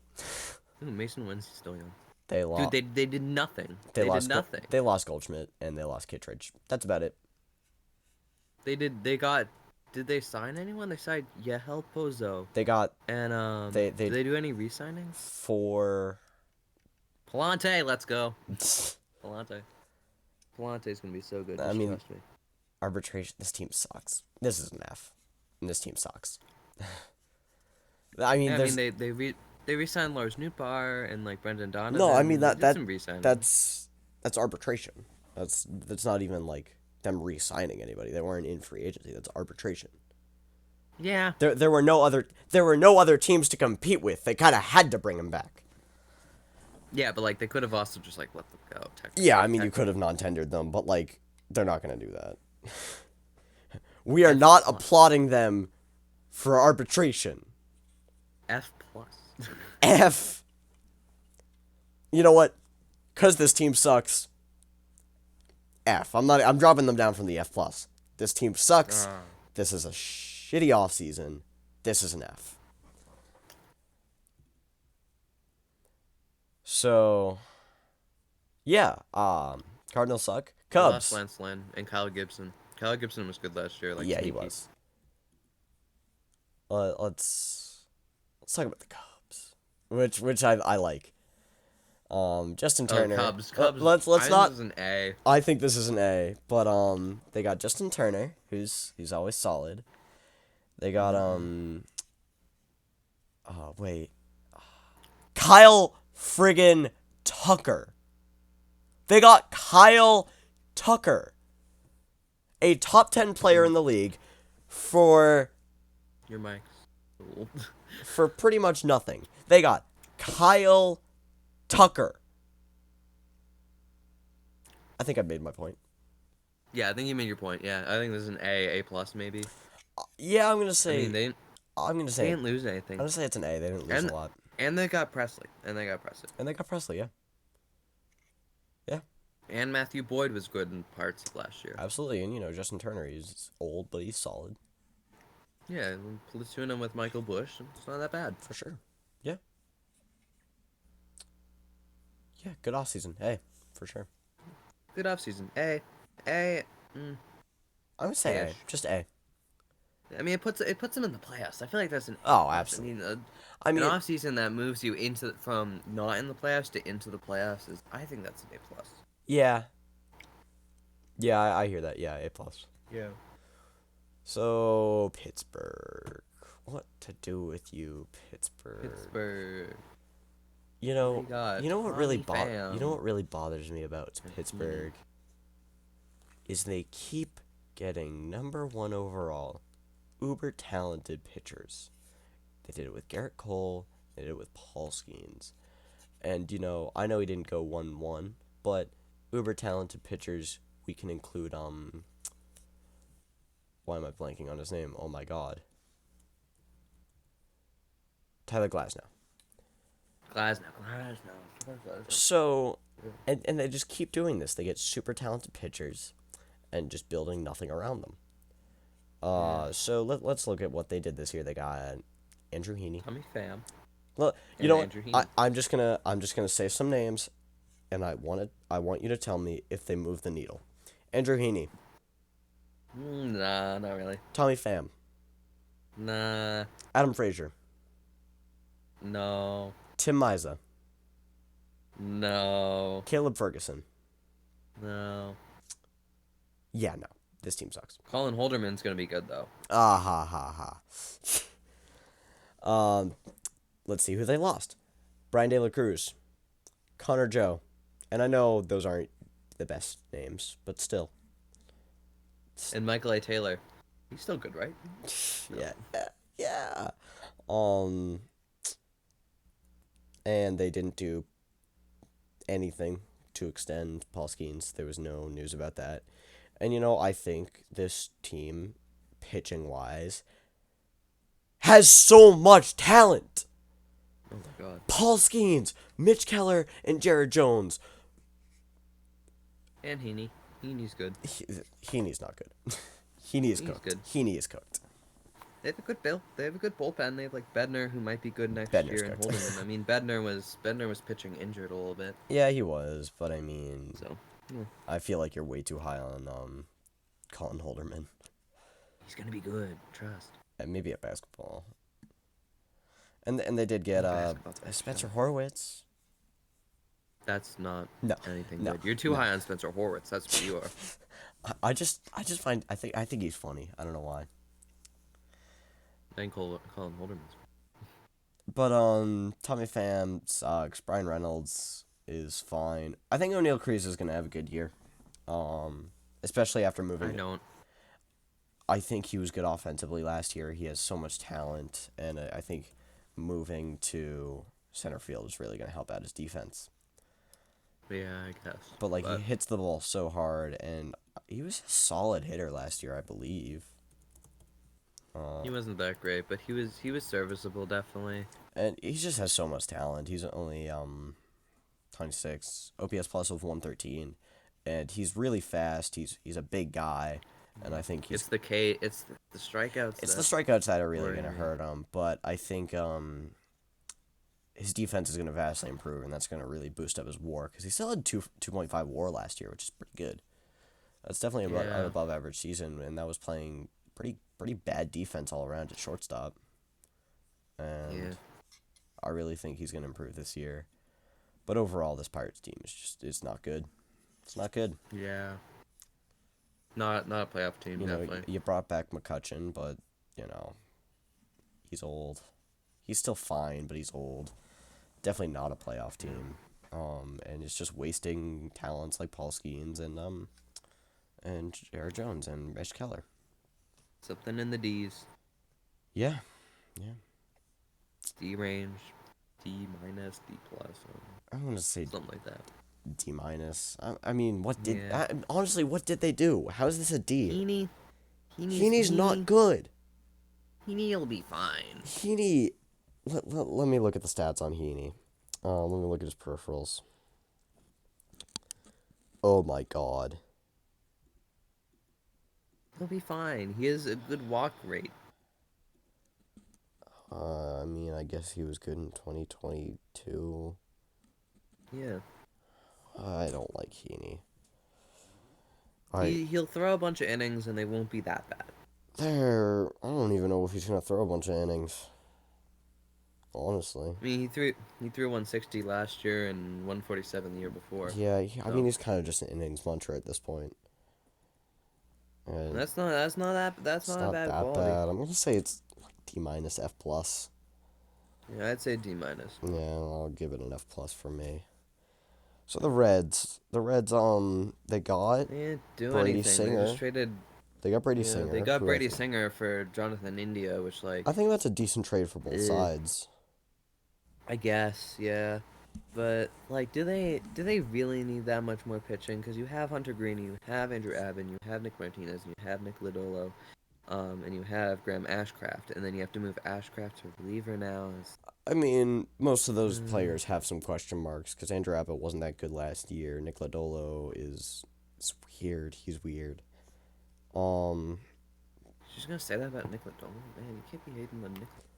no, I know. I guess I really do like Nick Lodolo, and I think he just had a weird year last year, and like the peripherals were all right. They were just pretty middle of the road. I'm just I like Nick They Lodolo, got but they got Scott Barlow. That's cool. I guess, but it doesn't really move the needle at all. Nothing they do really move the needle. Yeah. They did get Gavin Lux though, who, you know, Mm, he's gonna be their super util guy, and I think he'll be fine there. yeah, I And you know, guess. they're still a solid team. Friedel's fine. De La Cruz, I think, is gonna take another step forward this year. Matt McLean's pretty good. Tyler Stevenson's decent. You know, I think Spencer Steer is being overrated, but I still think he's good. Um, Yeah, like it's an all right team. and Like you know, Jose, maybe 500 ball if EDLC gets really good, but like, I think they could go over 500. eh, I think they'll I be don't know. I think they'll be like second or third in the division. Yeah, Because probably. I mean, I think the Cubs are gonna win the division, but it's gonna be between the Brewers and Cardinals. Not Cardinals. Sorry, the Reds for third and second. And you know, yeah. Jose, I think the Brewers are definitely better than this Reds team, but you I know think they still have a lot of question marks. Both teams. yeah. I believe. I mean, I'd say this is somewhere in the D because I don't like the India trade. Yeah, Um, but like they did need to move one of their infielders because I mean, De La Cruz, McLean, Spencer Was it? Steer, Heimer Yeah, Caminero. they demoted someone to the minors last year. I think it might have been Donovan or something. Yeah, maybe. And then Yeah, but like, CES. They got Encarnacion Strand, and he's pretty good. yeah, I guess. Like this was a very very full infield, and I think getting Brady Singer for Jonathan India is pretty good because India's good, but he's not like great, and I think it's you could say the same thing about Brady Singer. Yeah, yeah, yeah. Because you need to start Heimer, I guess. I I don't know. honestly think Heimer I gets feel moved like down to the bench, and yeah, I feel like I think Ellie De La they need Cruz, him. either Ellie De La Cruz or like Matt McLean, or will be playing shortstop and third base. I mean, Ellie De La Cruz has to be the shortstop because he's so good defensively. Not necessarily because McLean's really good too, isn't he? Yeah, but I definitely like De La Cruz way better at shortstop. So I get why they did that. Yeah, I mean, Trying to move th- everyone down, but I feel like they're both beasts defensively, and I think De La Cruz will end up playing short, and McLean will end up playing third. yeah, I think McLean will go to second actually. But I don't see them starting Heimer. He was so bad last year. Yeah, so that's kind of my argument here. Like why keep around Heimer but get rid of India? Because, You know? McLean's coming back. CES is still there. Oh, they got Ellie De La Yeah, Cruz. but Like, this then is a really full infield. And Spencer Steer, too. yeah, because then you could put Steer at the outfield because he's done that a little bit. You could do like CES and then like India, EDLC, McLean, and then have outfield like Friedel, Steer, and I guess like Fraley or something. Yeah, but I mean, Steer isn't very good defensively either, so You can put him in like left or something. he was pretty bad in left. He played a lot of left last year. He was -3 OAA. Yeah, Not great. But I mean, yeah. this is I just a don't know. You weird just Reds add. team that's not very good. Yeah, I don't love the moves personally. I don't. Yeah, I mean, Diamondbacks, let's talk about them next. A Diamondbacks. That plus was a off season. beautiful This offseason. is That was beautiful. fantastic. Picking up Corbin Burns is a great move. I love Yeah, that move Corbin for Burns is them. going to be one of the best pitchers in the league. Josh Naylor is going to be one of the best first basemen in the league. Like Absolutely. sneaky value. Like Yeah, they that is like losing Jock Peterson's going to hurt, but like this is like objectively a big increase. And oh, just absolutely. like, I mean, Christian Walker is going to hurt, but like the stuff you got back This is is still a like really good team. it's This is an so A good. plus off Burns is season. so good. Burns is incredible. The Burns is going to be so good for Yeah, them. they're going back to the playoffs. They can make a playoff run. I think I think this is especially talking if we're going to talk about the Padres next. This is a great off season, and I think they're going to be second in the division. yeah. Burns is gonna be such a game changer in Arizona. He really Gonna is, be. cause like this rotation's really good. Burns, Gallen, Kelly, Erod, and Fod. Like this is a Yeah, and then good. you mix that with like the hitting of like Carroll and Marte and Naylor's good. like Gurriel's pretty good. Naylor and like Moreno's Gurriel isn't solid. bad. Yeah, Eugenio was really good last year. Not really good, but he was still pretty good last year. he was good in streaks. Yeah, Yeah, I understand what you're saying. Yeah. and you lose Peterson, but you get Randall Grichuk, or you have Randall Grichuk who also mashes righties or lefties. Sorry. Yeah. So Well, yeah. you know, I think Burns is definitely worth what they lost. absolutely, I think so. I think this is an A plus. This brings them back to the playoffs. This makes them one of the better teams in the league. I think. Yeah, and it helps them capitalize on the Corbin Carroll years. Absolutely, and let's talk about the Dodgers. Man, they're so Oh my good. God, the Dodgers are so good. How did they get so good? Like, it's like they got Snell, and that's just like And they also got insane. Roki And then they got Sasaki. Roki, and then they got. Dude, look at the closing stuff, like the bullpen stuff they got. They got Tanner Scott and they got Kirby Yates. This And they this got Blake Trinan. this Like, team's they brought oh back my, Trinan. Yeah, this team's yeah, so good. it's so good. And then their offense, they have Shohei friggin' Otani, Mookie Betts, Freddie Freeman, Teoscar Hernandez, Max Muncy, Will Smith, Tommy Edmonds good, Michael Conforto's decent, Hyesung Kim could be good. Like, this team's too good, man. And Yeah, and they brought back Kershaw too. yeah, I mean, He might be this good. is just up there, probably one of the greatest pitching staffs of all time. Yeah. Yamamoto's disgusting. Blake Snell, Snell, great. Yamamoto, Glasnow, Glasnow's Roki, and Kershaw disgusting. is insane. Roki is And you have River Ryan coming disgusting. back late in the year. Tony Gonsolin's great. River Ryan's coming Oh, back. Kershaw's out for the year. I didn't even realize. Yeah, but also Shohei Otani. Yeah, Shohei yeah, yeah. Oh yeah, Otani. he's going back to pitching. He's Yes, going he back to is. pitching. And you're getting River Ryan. You're getting Edmund Sheehan, who has great potential. You have Gavin Stone, and then this bullpen: Tanner Scott, Kirby Yates, Blake Trinan, Michael Kopech, Brute Star friggin' Gratterall, who's one of the nastiest pitchers in the league, is gonna be a mid reliever. I think he's out with the labrum. For Oh, that's true. yeah, labrum. That's my fault. That happens. Yeah. I forgot about that. But like, Tanner Scott's gonna be the closer. Kirby Yates is gonna be setting up. Like definitely Trinan's gonna set.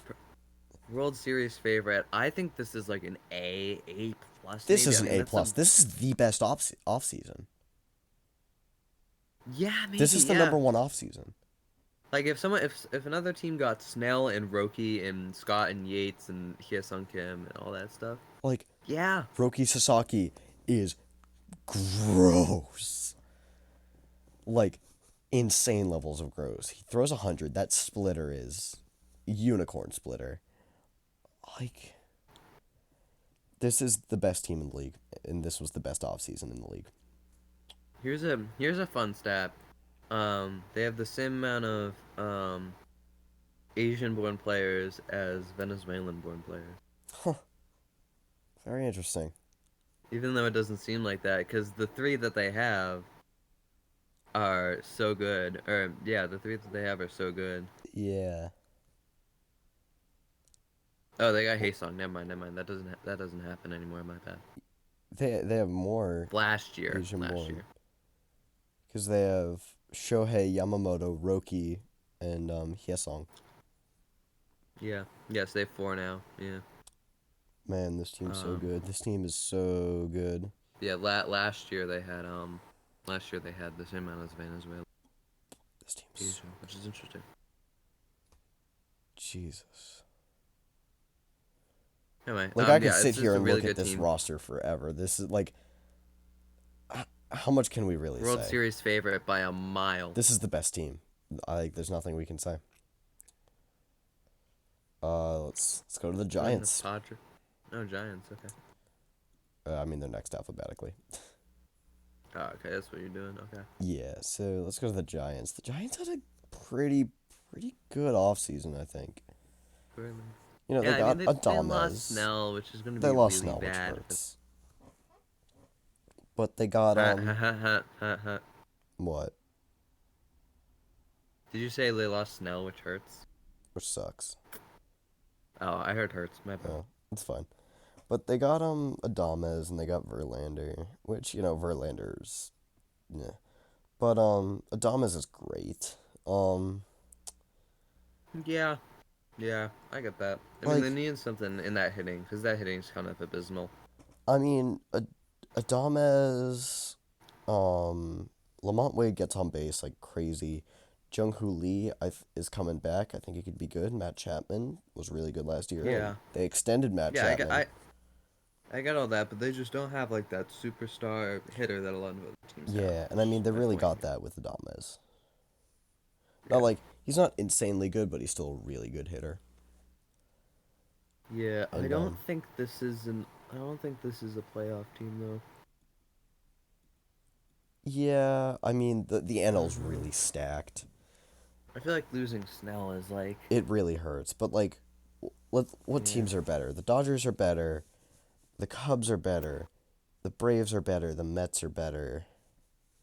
The Phillies are The better. Phillies are better.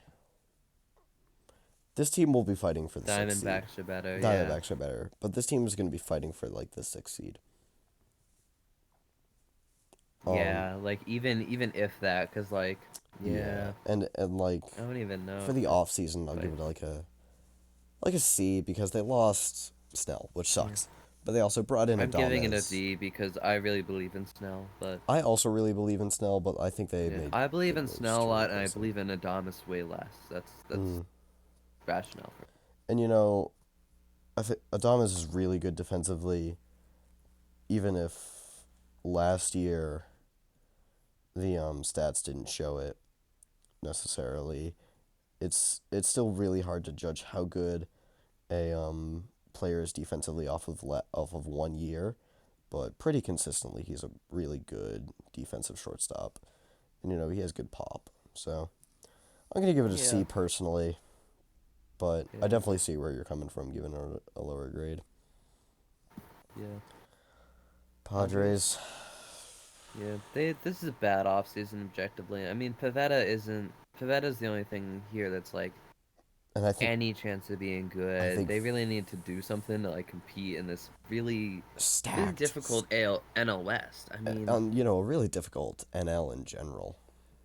yeah, like this is I don't think this is a playoff team I don't think personally. so either. Even though it's got so much talent on it. It's got Merrill, it's got Fernando Tatis who had an amazing playoffs. He was like Cease and Michael King. And like it's such a great team, but it's probably going to be one of the best teams that I don't think has a great chance of making. I agree, and you know there's like Cease and King have been swirling in trade rumors. Like Yeah. there's just so much, and same with Arise. Yeah, I mean, and you're probably going to be third in the division behind the Diamondbacks and the Dodgers, and maybe fourth if the Maybe Giants fourth can get behind the their stuff Giants. together Yeah, with Adamas. yeah, for sure. And like just I feel bad for Padres fans because their owner before he passed away was probably the best Mm, owner in all of mm, sports. Like all he wanted to do was put a winning team out on the field, and you know, with all the arguments yeah, over it and all the question marks, it just really sucks to be a Padres fan. They have really one of the best fan bases in the league. yeah. And we're talking about who they got. They lost Profar and Ha-Seong Kim, which is like those are some pretty big losses. Yeah, and you know, Iggy's solid. It's Yeah, just it's not a great offseason. I'm gonna give it like it it's just hurts. It sad. hurts, but I'm gonna have to give it a D. Yeah, I might go D minus, And you but know, yeah, they did get because they Pavetta. lost Profar, but like it's the circumstances, you know. Yeah, you know, and they got Pavetta, I guess, but like Pavetta's gonna be their Yeah, 3 or 4 starter, yeah. and D plus on the rating plus, D minus. and you know, I think they overpaid Just Pavetta situational. because like I know it's $50 million, but having Pavetta for 4 years and he's 32 and he's really inconsistent, like Pavetta's so infuriating because you know one start he looks like prime Jacob DeGrom, and the next start he's throwing live BP. Like Yeah, it's weird. It's really weird. I don't know. Rockies, I guess. F. I don't even have to Yeah, look at it. Tyro Estrada, I guess. I don't even have to look at it. It's the Oh my god, Rockies. I almost just got a heart attack. I saw Austin Nola, AAA catcher. I was like, they got Aaron Nola. No. Yeah. I was like, oh my god, what? Yeah. This What have team. I been doing? I mean, it's the No, Rockies. This team no, sucks. bad. They lost Cal Quantrill. They lost Brendan Rodgers. They lost Charlie Blackmon. I mean, They lost Brandon Rogers. Oh my god. yeah. Yeah, this is bad. This is Yeah. bad. They got Austin Gomber in arbitration though, or avoided arbitration with Austin Gomber. We are not rewarding teams for arbitration. Yeah, so this is probably an F. This Do you think team. they're gonna lose 100 games again? Oh, absolutely. Yeah, yeah, yeah. This team sucks. All right, well, that wraps up grading the off seasons. That's the off-season grades. Let's talk a little bit about who we think the best players at every position are. So let's start at catcher. I'm gonna say Cal Raleigh personally. Kyle Riley is very good, especially like a mix of offense and defense. I absolutely Um, agree. a very balanced, very elite catcher. You know, He's a I mean, great. like he could do better on the strikeout percentages, but like he's a really good fielder. Like the framing is there. He's probably the best catcher in the league. I absolutely think he is because he hits bombs. He's a fantastic fielder. And, I think you put names in like Adley Rutschman and William Contreras, who are both very good. I think Adley Rutschman bounces back, and William Contreras is a little bit better offensively, but he also just doesn't have the same defense. Like Cal Raleigh is probably a top three defensive catcher, Yeah, yeah. and And then I'm big fans of Adley Rutschman and Contreras, but I mean Cal Raleigh, man, big yeah, I dumper. mean, I feel like he'd be the best. A sneaky pick here is Ivan Herrera. I think he's gonna be good. The thing about Herrera is he's a bad first catcher. He doesn't really have the glove, but yeah, I like it as a sneaky pick. I also like Patrick Bailey as a sneaky pick. If he gets like a If Bailey 90, just hits, if he gets Bailey to a just hits, man. 90 to 100 OPS plus, he's absolutely in the conversation because he's so good defensively. He got If robbed. Bailey just hits, He got robbed if of he the just platinum hits, glove. yeah, he's so good defensive. He like if Bailey just hits at just like 10% below league average, he's in the conversation even more than he is now. Yeah, Yeah, like Bailey's just so good defensively. Anything else to add for catchers? not really. I mean, Yeah, I catcher's definitely. more of Yeah, your forte. I love catchers. I love doing research on catchers. So Yeah, I'm not a catcher hater per se, but like, not my favorite. yeah, in fantasy you are. Yeah, in fantasy, I'm a catcher hater because it's just more efficient to have another pitcher, honestly. Shut up. Fuck So pitchers. so first base, right? Mhm. Yeah, Guerrero. Yeah, I mean Harper's there because he's better defensively, but I mean Harper's there. If Guerrero hits like he Harper's did there. last year, he absolutely is. Yeah. And then you have Freeman probably. Yeah, Freeman, and I think And Olsen gets a really then you nice have bounce back. like these sneaky picks with like Naylor and Pasquantino. Yeah, I'm really big on Pasquantino. I just think Yeah. he's young. In 2022 he's really good, and his Statcast stuff is all really good. And do you want to talk about why you think Naylor's really good? Because I agree with you. I mean, Naylor has had like some very, very consistent, very good seasons. He's a really big power guy, but he's not that strikeout prone. Um, he had he had 489 slugging in 2023 and a 456 slugging in 2024. Um, and over the last 3 years, I mean, the OPS plus is it's 123, which is one of the best for first baseman. Um, and I really like this move to Arizona because I feel like it should be like He gets some good protection in a that lineup. yeah, a good protection in the lineup, a good competitive team who like has this like kind of spirit in their hearts. Like it's like Marte and Carroll, and they want to get back in the playoffs. They have that extra fire in them.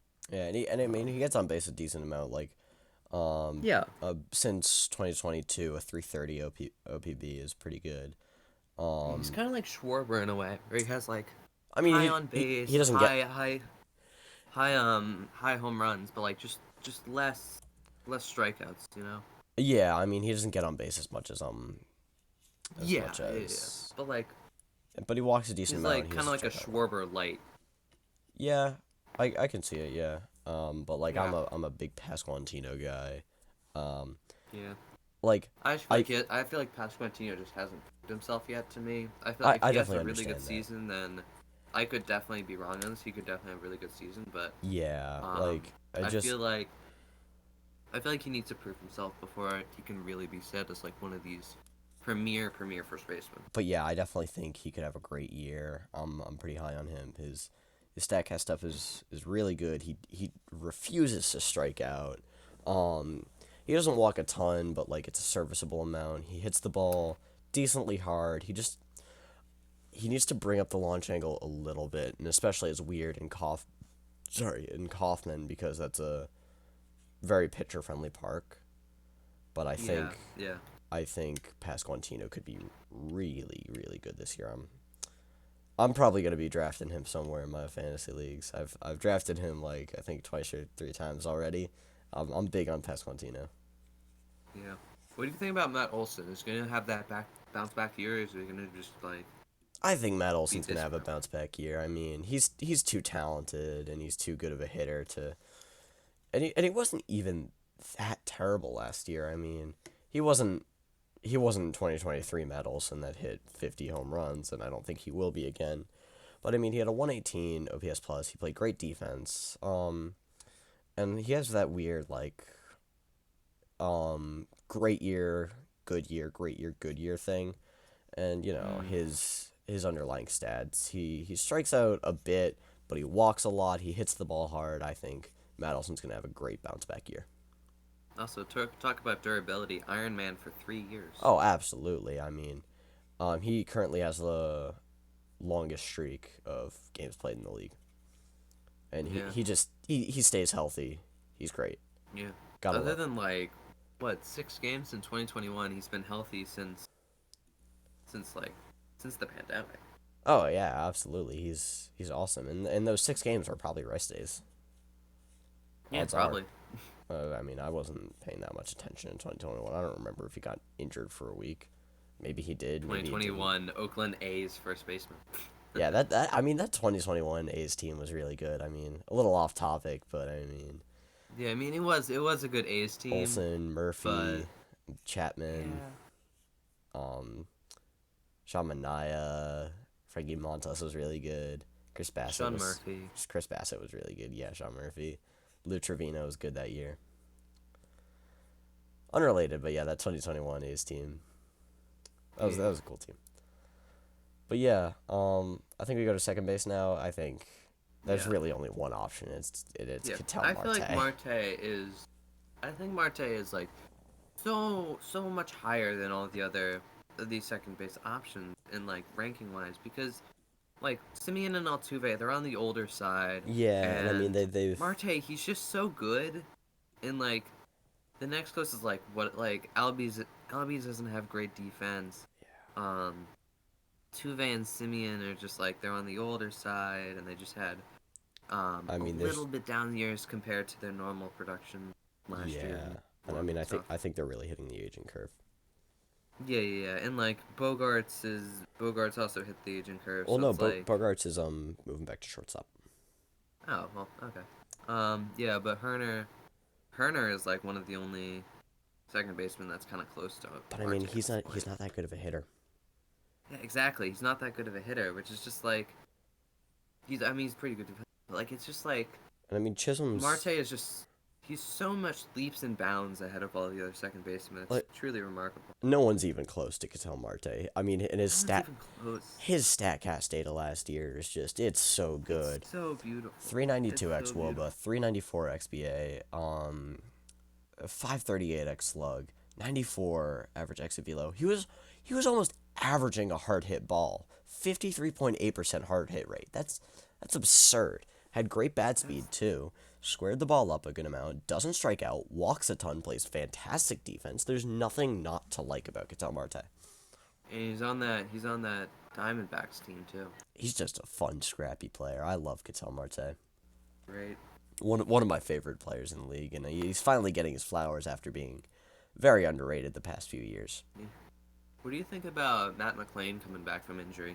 Where do you think he's gonna I how th- do you think he's I gonna think come he'll back? be around that like 10 spot because I think he'll be good.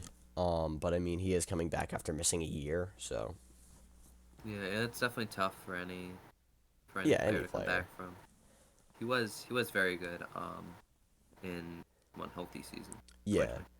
And I mean, Jazz Chisholm, he's gonna be moving to second base, and he's a good hitter. He's a decent fielder. He's very, very valuable defensively wherever he plays. Because in center field he's great, but everywhere else he's still pretty good, and I think he's gonna be pretty good. Yeah. Um, Yeah. but again, there's just no one on the tier of Ketel Marte. Like not even close, and he's still 31. He's still in his prime. Yeah, still prime.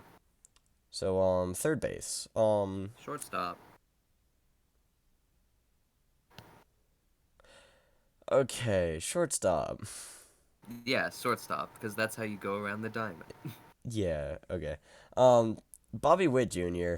Come on. He's so good. He's so I'm good. so sick of the people rating Gunnar Henderson over Bobby Witt Jr. Cause it's not. He's not. He's just not as good. Like Witt is so Witt so Witt so is good. so It's insane. good. He had The one of season he had last year. Wow. he had one of the best um he had one of the best years for a shortstop of all time. 9.4 B WAR. I think he had 10 F WAR. He's just so good. It's insane. Insanity. He's yeah, 10.4 F WAR. He's a fantastic fielder, probably one of the best, if not the best. He's a fantastic base stealer too. He absolutely is. Hit 30 home runs, stole 30 bases. I think he's going to consistently be a 30-30 guy for the rest of his career, and he's still only 24. Yeah, and he's 24. And he's the fastest man in baseball. So good. And So good. Gunnar Henderson, I did disrespect him a little bit by saying I'm sick of people overrating him. But I mean, he plays an average shortstop, which is valuable. It's inherently playing an Yeah, average it's shortstop is valuable. shortstop. And he was a better fielder last year than he was this year. No, he was about the same. But Yeah. he's a great He's hitter. a good hitter. He's a Good hitter. great Great hitter. He kind of fell off second half. Not like fell off, but wasn't as good in the second half as he was in the first half. He definitely has like 40, 50 home run pop, but he's just not Yeah. the all-around player that Bobby Witt Jr. was. Bobby Witt Jr. better fielder, better base runner. Yeah. And then what about Lindor? Um, of course we got to talk about Lindor. He's still fantastic, but he's just a little older and just isn't. He just isn't as good as Bobby Witt is. You know. Yeah, I hate to say here's it. a big question. What? Oh, Sorry, say that again. no, you go. I do love Lindor, and I hate to say it, but he's probably the third best shortstop in the league. Yeah. Anyway, but yeah, what I was about to say is that this is a big question. How good do you think Ellie De La Cruz is going to be? Is he going to be in that top tier shortstop thing? I think he is. I think he's going to take a step forward. I think he's going to cut down on the strikeouts at least a little bit because, he strikes out a lot. He strikes out 31% of the time, and if he just cuts that down to like, So many 27, strikeouts. 28, he hits the ball so hard. He's too talented. And he's still only 23, so he's still really young. I think he's going to take that next step, and I think he's going to become a top 5 shortstop this year. And I think Carlos Correa, if he stays healthy, and you worry, Yeah. but if he stays healthy, he's amazing. Like the shortstop position is so stacked, and Mookie Betts might play some shortstop, although I believe he's going to play second base, but he might play some shortstop. And then you have Seager, and then you have Turner and Adames. Exactly. Are all gonna be really Exactly. And then you're really high on Cruz, but he is moving to center. I mean, he's a center fielder now. Yeah. All right. So third base, it's J Ram. It's just yeah. It's He kind of he missed kind of a 40-40 similar last year. scenario. Yeah, it's kind of a similar scenario to Marte, where he's so far above the next best because like Devers he can't play defense, and Machado and Bregman are on the older side.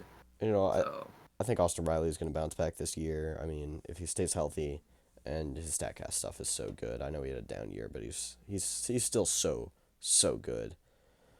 yeah, but if he somehow doesn't, then the amount that J-Ram's going to be over the next best third baseman is going to be ridiculous. Although I do think overall the third base position is better than the second base position. Because I Yes, mean, I do think Dev- I do believe that. I think that does make sense. Devers But I feel like Devers they both are very, they're very, both have this like like tier wise. really elite player at the top, and then they have all the rest. Yeah, I mean, I think Austin Yeah. Riley bounces back, but like in my opinion, if I'm predicting here, Jose and Riley are gonna have pretty comparable season. But I mean, other than that, I mean, below that is Devers, I think and Riley's going to be comparable to J. I really do. I'm a big believer in Austin Riley. Mm. And then of course Royce Lewis, if he stays healthy, is one of the best If he players in stays the league. healthy, that's the He's just got problem. to stay healthy, yeah. But I think if he He's does, got to he's stay one of the healthy. best players in the league. Wow. I do. He's too talented. Finished that year so bad, but He did, but I mean, like he's just so talented. Whenever he's healthy, he's way better than he was towards the end of the year. yeah. I just have to believe. Left field's kind of a weird position because I feel like out of all the outfield positions, it's probably the weakest. But I think personally that it's Jarren Duran. Yeah. Give me a second. Trying Yeah, and individual you know, talk like about outfield positions. guys like Riley Green. Are you Um, looking at Fangraphs thing yeah, right I now am. to find the? I I'm am. trying to figure out where that is. It's at Oh, okay, I found it. I yeah. found it. I found it. So Riley Green's really good Statcast wise. He had a great year last year. I mean, I feel like people aren't talking about him enough. He had like I think 5 WAR. Yeah, 5.4 WAR, 133 OPS plus with great defense. Like and he missed a lot of time. He played only 137 games. He missed like 30ish games. So between 20 and 30 games, and his Statcast stuff is just so good. He's really good. I think he's gonna have a great year, but I still think it's Jarren Duran. He's so good defensively. He's so fast, and he's a really solid hitter. Yeah, and then up there also we have like a guy like Jerkson Profile. Yeah, Um, I think Jurickson Profar is gonna take a step back from last year because he was good, but I mean, you know, he's really only shown to hit on the Padres, and usually I'm like a very analytical guy, but I mean like if a guy only hits on yeah. one team, I don't know. I worry about it, and You I think Churrio's gonna get up there and yeah. one of the top players this year because second half Churrio was monster. Yeah, something I find is interesting is if you look at the Astros graphs for left field, it says Jose Altuve. Yeah, they're looking to play a little bit of him at left field, which I think is interesting because Yeah, I think that's really interesting and really unique for a person that late in their career. Such a big career, like position change. yeah, definitely, but he's athletic enough. He's a great player, Yeah, yeah, and definitely. I think they were gonna do that, especially if they signed Alex Bregman. But I mean, in spring training, he's been taking some reps in left field, so I think he's gonna split time between both left field and second base. Yeah, I think that's definitely for him. Mm. And then James Wood's probably gonna be near there, right? I mean, I'd hope so. I think he will be, but Yeah, I like James Wood and Jackson Churio is like the young guys, yeah. and then like Santander and Kwan would be the fallers, Mm, falling from yeah, there. and I still think Quan is good because he's just a great fielder. Yeah, I would much prefer Quan over Santander. yeah, I would, yeah, because Kwan's really good defensively. Yeah, and then He has his own play style, which is very unique. yeah, I think it's really the Like polar it's opposite. valuable to have a contact. I really think it's just the polar opposite of Santander because Santander doesn't play defense and only hits for power, Yeah, and that's something that's actually really interesting. Like and polar opposite left fielders. and Quan like plays great defense and only hits for average. Mm-hmm. It's interesting. And you look at guys like Ian Happ and Brandon Nimmo who are both really good on base machines who play solid defense. And they're not in that top tier, but they're all really good players. So I think we talk about center field next. Center Yep. field's kind of an interesting position because I think Julio Rodriguez is the best, especially if he learns to hit in the first half. But Michael Harris definitely has that potential to be really good, especially with the fielding. Jackson Merrill was insanely good last year. He's a great hitter. He's a great fielder, and I think center field, even with not having Judge, is one of the better positions in the league. Yeah. Because I mean, there's Julio Rodriguez, Michael Harris, and Jackson Merrill, who are all have the potential to be the best in the league. Cody Bellinger is gonna rake with the short porch, I think, and O'Neal Cruz is gonna be above average bat with great defense, I think. This is this is a very well-rounded position because there's a lot of like very decent center fielders. I definitely agree with that. And then I think Luis Robert should have a bounce back, or especially if he gets traded, he's gonna have a bounce back because he's not on that just god awful White Sox team. And I think I really like PCA, Peter Armstrong. Yeah. There's only like I think 9 really not that great center fielders. Like it's a position with a lot of like depth and Yeah, talent. I mean, who would your nine be? The 9 that I think are not um I was putting Derek Hill, Victor Scott, Jacob Young, Joe Adele, Lane Thomas, Kyle Isbell, Jake Myers, Garrett Mitchell, and John DeLuca in that bottom area. But other than that, they're Yeah, all really solid. I agree with that. Like everybody in this position is either elite or solid, like very solid, very Yeah, valuable players. yeah, I think we yeah, go probably in the second best position next, right field, and yeah. I I don't mean, really. right field is so stacked. I mean, It's this so is where stacked all at the it's so really stacked at the elite top talent end, but like is. after that, it kind of thins out. I Like these, like it's not that bad because it's not. There's yeah still you can find gems down like later lower in the rankings, like Dylan Cruz. If he's good, then that's gonna be good. I'm a believer in Jordan Walker. Jake Fraley's probably not gonna be that bad. yeah I definitely Castellanos is ranked at 29, even though I probably think I not think that. Castellanos isn't great. I think he'll have a bounce back. He didn't have that great of a season last year, He had a but pretty bad season. He didn't hit. And he can't field. He cannot field. yeah, I know. But But I think overall best right fielder is definitely Aaron Judge. I mean, we don't really have to think yeah, about it. And yeah, then Aaron Judge, and and then then it's Juan like Soto Soto and Tatis and Tucker, are all really good. and And then then and maybe a then step down Acuna. is like Carroll and Acuna. If Trouts can stay healthy, he's in that top tier. But Oh, absolutely. Trout's a monster hitter. yeah, Kowser's he's got such a good Kowser and where is he? Kowser and where is he? Kowser and like I know Nolan Jones, but what's the other one? Is it Brenton Doyle? Yeah, it's Brendan Doyle. He's gonna be playing Yeah, center yeah, yeah. field. They have Or yeah. There's like all these really good arm strength guys, like really good defensively for right field. yeah, I love Colton Um, Cowser for next year. yeah, And yeah. Kowser's gonna be great, and he's gonna fit the mold. Is what I was trying to say. Is like he's gonna fit the mold of like a yeah, Brenton Doyle yeah, I agree. type guy.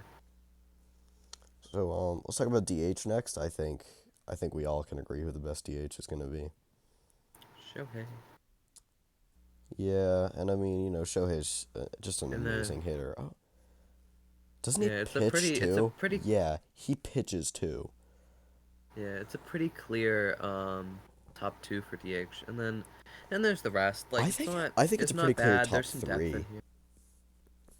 because it's Otani, I don't know Alvarez, if and Rooker. yeah, but you can argue like if Yelich is healthy, and you can argue if like Ozuna goes back to what he was And I think about like Seiya Suzuki years not ago. having to play defense is gonna help him out. Yeah, yeah. Also, yeah, Seiya Suzuki as well. So it's like I don't think it's that clear cut But like of a I top think three. I think the top three is Otani, Alvarez, and Rooker because Rooker was so good last Yeah, year. yeah. I do understand that you do prioritize Rooker a lot, I but really love Brent Rooker personally. yeah, I think. Oh, really? I think. Oh my God, do you like Brent Rooker? My bad. But yeah, I feel like Seiya Suzuki is gonna be good, and I'm Mm. a believer in Yelich. Just please stay healthy. He just needs to stay healthy, and I just really If he don't. stays healthy, he's gonna be so good. He's like the difference between like um Royce Lewis, Mike Trout, and Christian Yelich and Carlos Correa is that Yelich and Correa both have problems that you can point out and be like, that's why they're getting injured. That's the reason. Like Correa has the plantar fasciitis and Yelich has the back stuff. yes, but like with Lewis and Trout, it's all kind of freak injuries. I mean, Lewis has gotten injured everywhere, man. Yeah, but I mean a lot of them It's have just been insane. like getting really unlucky, I think. Yeah, it's like I think it might be a playstyle thing. I don't know. Maybe. But Yeah, I feel like I feel bad for like Lewis because oh like yeah. he just lost like the entire first quarter of his career. Absolutely. He lost like half of his prime too. He's so talented. Yeah, You just got to feel for it. And Mike Trout kind of lost the opportunity to be the greatest of all time. yeah, yeah, He's yeah, such a Griffey situation. yeah, Like yeah. just inhuman peak and then just once he hit 30, he can't stay healthy. See, Yeah. let's talk about starters.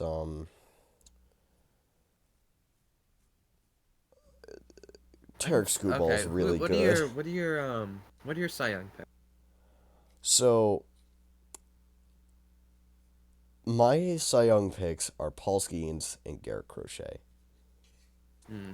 But I still think if I was to rank the pitchers, I would put Scooble ahead of Crochet. Okay. I put Scuba and Skeens because those two are just like miles above everyone that's not Sale, Yeah. and Sale is like Sale's older. he's Sale old. has He the might get injury injured. issues, yeah. Yeah. Yeah. Yeah. I am very happy for Sale because he did put himself back in the Hall of Fame conversation. Yes. Yes. Yes. Definitely.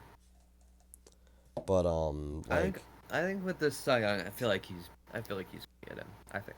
yeah, like, I think Scooble is better than Crochet, but, I'm still a little fearful on Scooble's injury thing. Like, Yeah. it's just a I gut think feeling. Scuba is gonna. I think Scuba is gonna be better than Skeens by a little bit, I think but Skeens like is going to be the. better. Skeens is too good. Skeens is just Hmm, too friggin' good. I'm just questioning because I feel like Scuba might have the injury problem. Like it's just a gut I'm feel. It's just a gut feeling for me that I think Scoople's gonna get injured. Yeah, same. It's just kind of like because he was injured in 2023, and then he has like this really good season. Because Mm. like no one can ever have two great seasons in a row because that just doesn't happen anymore. You know? Yeah, I mean like just with the way pitchers are this year, they're so volatile and so much injury things. But I think Paul Skeens in his first full season, especially now that he's developing like a real sinker and a cutter, because he is developing Yeah, those now yeah, on top of the four seamer that he throws so hard, the splinker that's gross, the slider that's gross, the curveball that's gross, the changeup that's gross. Like yeah, he's just disgusting. yeah. He's too good. That's why I think School is gonna be better than than Skeens because Skeens has his one I think two. I mean, he's a good fastball too, No, but like he has three he's good pitches. Like yeah three his slider and has a two. 147 stuff plus. Okay, yeah, his slider's good. And Okay. then his cutter or Um, sorry, his curveball is 111, his changeup is 104. And they all like I don't know yeah, how I mean, I just good sinker. Yeah, yeah, Splinker, yeah. yes, blinker. I don't know do you watch the Pitching Ninja at all? Um, only the things that you sent me.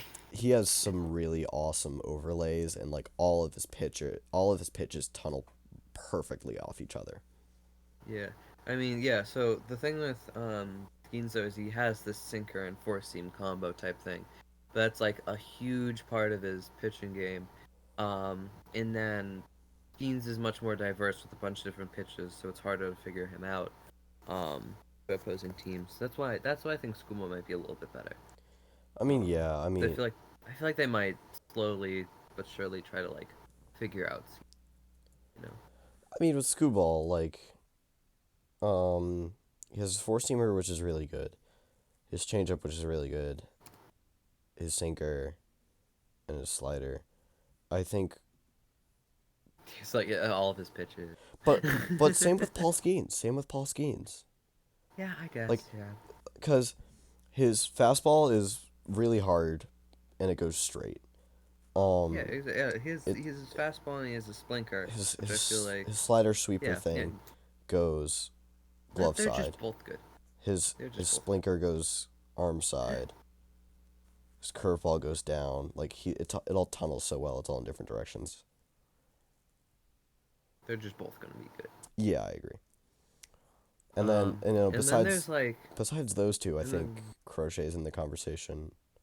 yeah, I and th- then outside of those like top four-ish, there's all these like guys that have really high injury problems, but are also really good. or just like really Like high Snell, upside. yeah, like Snell and Glasnow. De- Those two, and Degrom. I feel like. I mean, Snell and Glasnow, they're both gonna be. I think they're both gonna be like really good, like near Cy Young when they're pitching. Yeah, Probably gonna get injured. and same with Oh, and then Degrom. also Wheeler's in like the Crochet area. Yeah, and then Wheeler's so consistently good for like the past yeah, couple of years. Hunter Green has Really really good impressive. upside. Yeah, Hunter Green and Framber Valdez, like Keuchel Reagans too. Yeah, They have good upside. Corbin Burns also in that upper tier. absolutely, and I think Kodai Senga's awesome. Yes, he's. I think he'll be good. I also think that people are really underestimating Shota Imanaga. Mm, Like people just don't believe in him. I think he's gonna be really good. yeah, I also think Yamamoto is like kind of figured out the major leagues and the major league workload, and I think he's gonna have a big year. Yeah. Like, and also to add to those people with the injury things, like, um, there's also Degrom, who's in that category of like he could play Yeah, at Cy Young level, but I mentioned Degrom. is it gonna be an injury issue? Yeah. And then there's also Do you Roki want to talk? Sasaki. Yeah. Do you want to talk about Spencer Schwellenbach? Because I know you really like him. Oh yeah, I actually forgot about him. So Spencer Schwellenbach. How could you? Right. So Spencer Schwellenbach, he was really good for my fantasy team last year. So last year, Nerd. in let me see here, in 123 innings, he had a 3.35 ERA. He started 21 games for the Braves, and his peripherals are really good. He had a 3.44 xERA. His fastball is really good, 95.9. His average exit velo, 87.6, is incredible. He's got great chase rates. He strikes out a lot of people, and doesn't really walk anybody. His real defining feature is not walking anybody. He has a 4.6 walk rate. That's insanely low. And then his stuff is really good too. Um, and I think especially that like Strider's coming back, and Sale's going to be good. There's going to be a lot of less pressure on him to be really good because the Braves lost a lot of really good pitchers, but his stuff is really good. His fastball is really good stuff wise. He's got a sinker, he's got a cutter. His slider's really good. He's just a really good pitcher. He's only 24, I think, and the Braves have some of the best pitching development in the league. I think Spencer Schwellenbach is really gonna fully break out this year and end up being a perennial Cy Young candidate, or at least a perennial All Star. Yeah, I definitely think that's that's a good take. And I'm really surprised he didn't get in the Rookie of the Year voting. That's really disappointing. Well, because like he Was was he so rookie good last. eligible? I mean, you're eligible for any award at any time. Like he only pitched like 10 less innings than Skeens. Hmm. Uh, like I honestly think he was better than Shota Imanaga. And people aren't gonna like that. I don't think you're gonna like that, but I think he was. Compared to Imanaga, Like I know Imanaga started more games. He had a better ERA, but uh, just running back was really good. yeah, I mean Imanaga he had a higher WAR, higher more innings. Yeah, but like value wise, I think Schwellenbach stepping up Yeah. second half was really good for the Braves. Imanaga has a lower walk rate. Does he really? Yeah, he's a 4.0 walk Oh percentage. wow. What about his K rate? What about his K rate? His K rate's 0.3% lower. Ah. So yeah, very very comparable seasons, but like I'm Yeah. surprised that he didn't get a vote. Yeah. I think Imanaga's gonna be really. I think Schwellenbach's gonna be better than Imanaga because like Imanaga, his savant stuff is really good, but he doesn't throw hard. But like his pitch shaping, it's incredible. He's got a lot of ride on it. Comes from a really low angle, but like he gets hit pretty hard, and that's what worries me. Yeah. But I think overall, Imanaga's gonna have a good year. I don't think it's gonna be as good Hmm. as this year, but I think he's gonna have a good year because I feel like people are gonna start figuring it out. Yeah. So let's talk about closers for a bit, I guess. Jose Um, Barrios. what Nothing. did you just say, Jose Barrios? He's gonna be good, Get out. probably. Just get out. I Jesus Christ. Just get off the Jose Barrios hype train. I'm on the Jose Barrios hype For train. I anybody think he's gonna be listening, good. there is no Jose Barrios hype train. It is a one man show. You ever you know like in cartoons when they have like the one car where you have to like pump the It's thing? not a toy. I'm not in a toy train with the name Barrios on the side of it. It's a real locomotive. I No, no, swear. it isn't. Yeah, like Yes, it is. you know in the cartoons when they got like the thing that goes back and forth and it's the single car. That's the Jose Barrios hype train, and it's just Phoenix. He's gonna be good. All right, let's talk about closers for a bit here. Classe. Classe, yeah, and then Yeah. Mason Miller. Yeah, He's Mason too Miller's good if nasty. he He's doesn't break his hand. yeah, but I mean he's too nasty. Like his stuff plus is insane. His his savant page is a work of art. Like I could stare at it for hours. He's just so good. Let me look at his stuff Same. plus for a moment here. 124 on his fastball, 106 on his two seamer, um 138 on his slider, 103 on his changeup, and he's just so good. I really like Minnesota's closing duo. Um, Jackson Duran, yeah. yeah, Jackson Duran. And you know, sneaky pick Justin Martinez. He's got great stuff. Yeah, And like he's just gonna definitely. work on the walks a little bit, but I mean that's not that important for a reliever. But like he walks Here's a way too good many people. question. What do you think Edwin Diaz is gonna do? Is Mm. it over for him, or is he does he have a bounce back in him? You know, I don't think it's over for him. I still think he's gonna be a solid closer because his savant stuff was still really good. He did have a 3.52, but his xERA is 2.49, so that's a huge discrepancy. He still strikes out a bunch of guys. I think he's still gonna be like a top tier closer, but I don't think he's ever gonna reach that like best closer in the league status ever again. Yeah, I think he has a chance of going back. I mean, a 38.9% K rate. Yeah, that's Was crazy. it's so good. He has great extension. It's He just throws so hard too. it's just bad luck for him. I definitely think so. I mean, what was his FIP like? X FIP and Also, stuff. I kind of like the simplicity. It's like half slider, half four seam.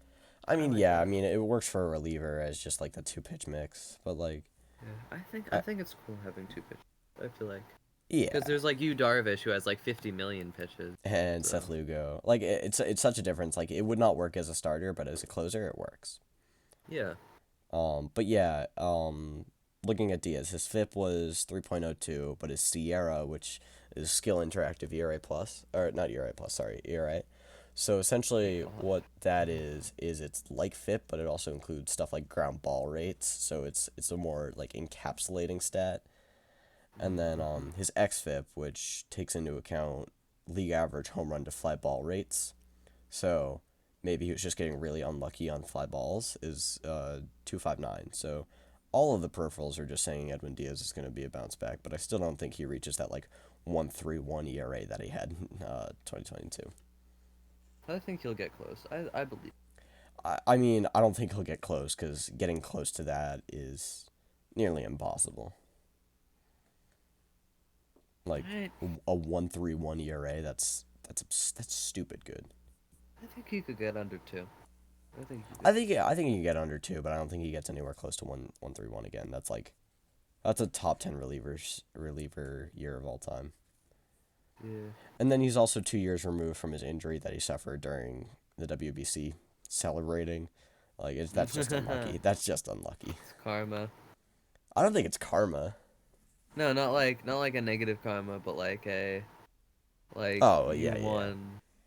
So it's, But he's yeah, two I years get that. removed from that. I think he has a good year. Yeah.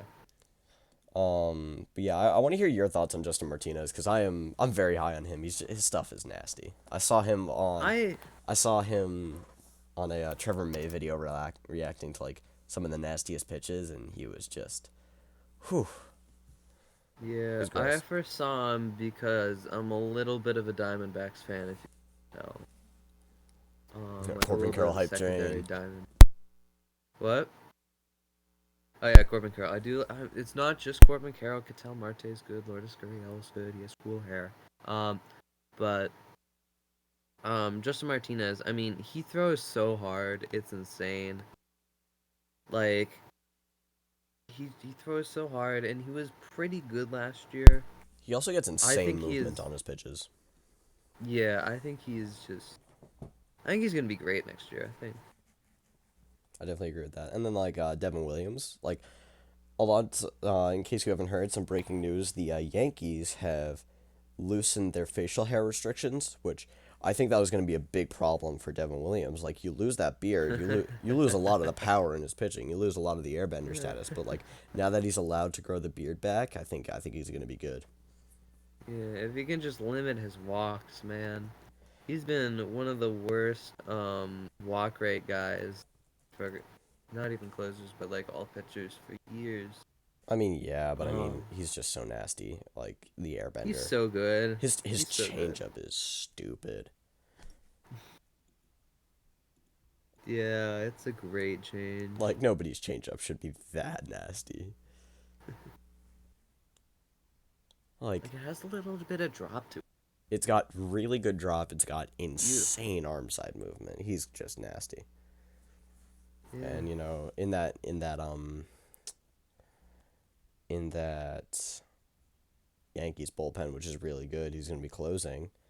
Um, I s- Definitely gonna set him up in good scenarios. yeah, I saw this really funny tweet about Luke Weaver. Um, Wii Sports, right? Yeah. You know Oh you know the yeah, yeah, players you there. talked Yeah, about the human me. yeah, he looks like a me, He you does though. said. It's really funny if you look at his full body. It looks like a me. It's really funny. Man. He really does. He can It's be it's it's ruthless. kind of He can be stupid, ruthless. but it's hilarious. Well, I mean, if there's anything more you want to talk about, go ahead. But I think we've gone through our agenda here. We're gonna do predictions, um, for like breakup picks or something. Oh yeah, yeah, yeah. So let's talk about like playoff picks. For the in the AL, Yeah, sounds good. I think it's gonna be Yankees, Mhm. Royals, Mhm. um, and the Astros. I think those are gonna be the division winners. Then it's gonna Yeah, then it's gonna be yeah, they kind of have to be. I yeah. mean, I mean maybe Rangers for the West. I don't know. They didn't have a great offseason. They lost Kirby Yates. But I mean, their team is still really good. I mean, I think they're just suffering from a little World Series hangover. So I think they're gonna come back Yeah, strong. yeah. I think. Yeah, I mean, Astros just despite having that bad offseason, bad outfield. Mm. I mean, maybe the Mariners make a run because of the Their pitching, but hitting like just isn't good they enough. also, yeah, they also just didn't have a good offseason. Like no one. No one in the West is really Okay. that convincing. Yeah, exactly. But I think the Royals and the Yankees are definitely there. And then Then I think the Red Sox make the playoffs. I think the Orioles make the playoffs, and I think the Tigers make the playoffs. yeah, I think something. I think something very similar. Um, I guess there's a chance of the Guardians because J Ram is really good, but Yeah, and with the Orioles, I there's don't also a know. question mark there because of their pitching staff. Like the Rangers and Yeah, no, sorry, not the A's. The Rangers and Astros could make it. Like There's a lot of wild card scenarios for the AL that I think are interesting, but I think the AL overall is pretty weak. Yeah, yeah, they are on the weaker end. I feel like there's a good chance that the sixth seed kind of comes out of nowhere. Hmm. Like maybe the Athletics get really I hot like it. There's and always a chance, but yeah. yeah, like imagine the Rays just like put it together again and Yeah, it's the Rays crazy. be Rays, stuff like that. Yeah, McClanahan. So I think the NL, I'm predicting the division winners to be Braves, Cubs, Dodgers. Braves. I think Cubs and Dodgers make sense. I Bra- don't know about the the Braves. East is going to be competitive. I think the Phillies are gonna be. I think the Jesus Luzardo pickup's gonna be really strong for them. But I mean, there's And also I the think Mets. yeah, the Mets also. Yeah, Because they that's have the trouble. But I don't know if the Mets are gonna have it though. like the Mets were so fun last year, and they have Yeah, Lindor. They added Juan friggin' Soto. Edwin Diaz is yeah, gonna bounce back. Like, that's a big increase, I and guess. they also have Kodai I Senga don't for know. the whole year because they didn't have Kodai Senga like at all last year regular season. They had him for one start. Yeah, you've convinced me. I'm actually gonna go Mets. I think. Um, I'm still gonna say and then for Braves, but it's definitely up in the air there. wild card stuff, I definitely put like the Braves and the Phillies and stuff. Yeah, so I think And I'd put the Diamondbacks in there too. for my Third pick. wild card picks, it's gonna be Mets, Phillies, and D-backs. Yeah. But like any of those could be knocked out by like the Giants or the Padres. I'm not super convinced by that. I feel like it's a very rigid six for the NL. I think one of them could be knocked out possibly, but like I'm fairly confident with my predictions. But I mean, it's Yeah. baseball. I feel like I'd put money on my NL, but less on. Mm. Uh, you know, it's baseball. You never know. Maybe the Rockies Yeah. come out of nowhere and we get some Rocktober. Get out. um, Get out. but I mean, it's baseball. You never know what's really gonna happen. Rocktober? That's like. Oh. That's what it was called in 2007. Oh. Rocktober. But yeah, I think that's about it. Yeah. All right. So yeah, thanks for listening. That was the first episode of Getting BABIP'd. Goodbye. Goodbye.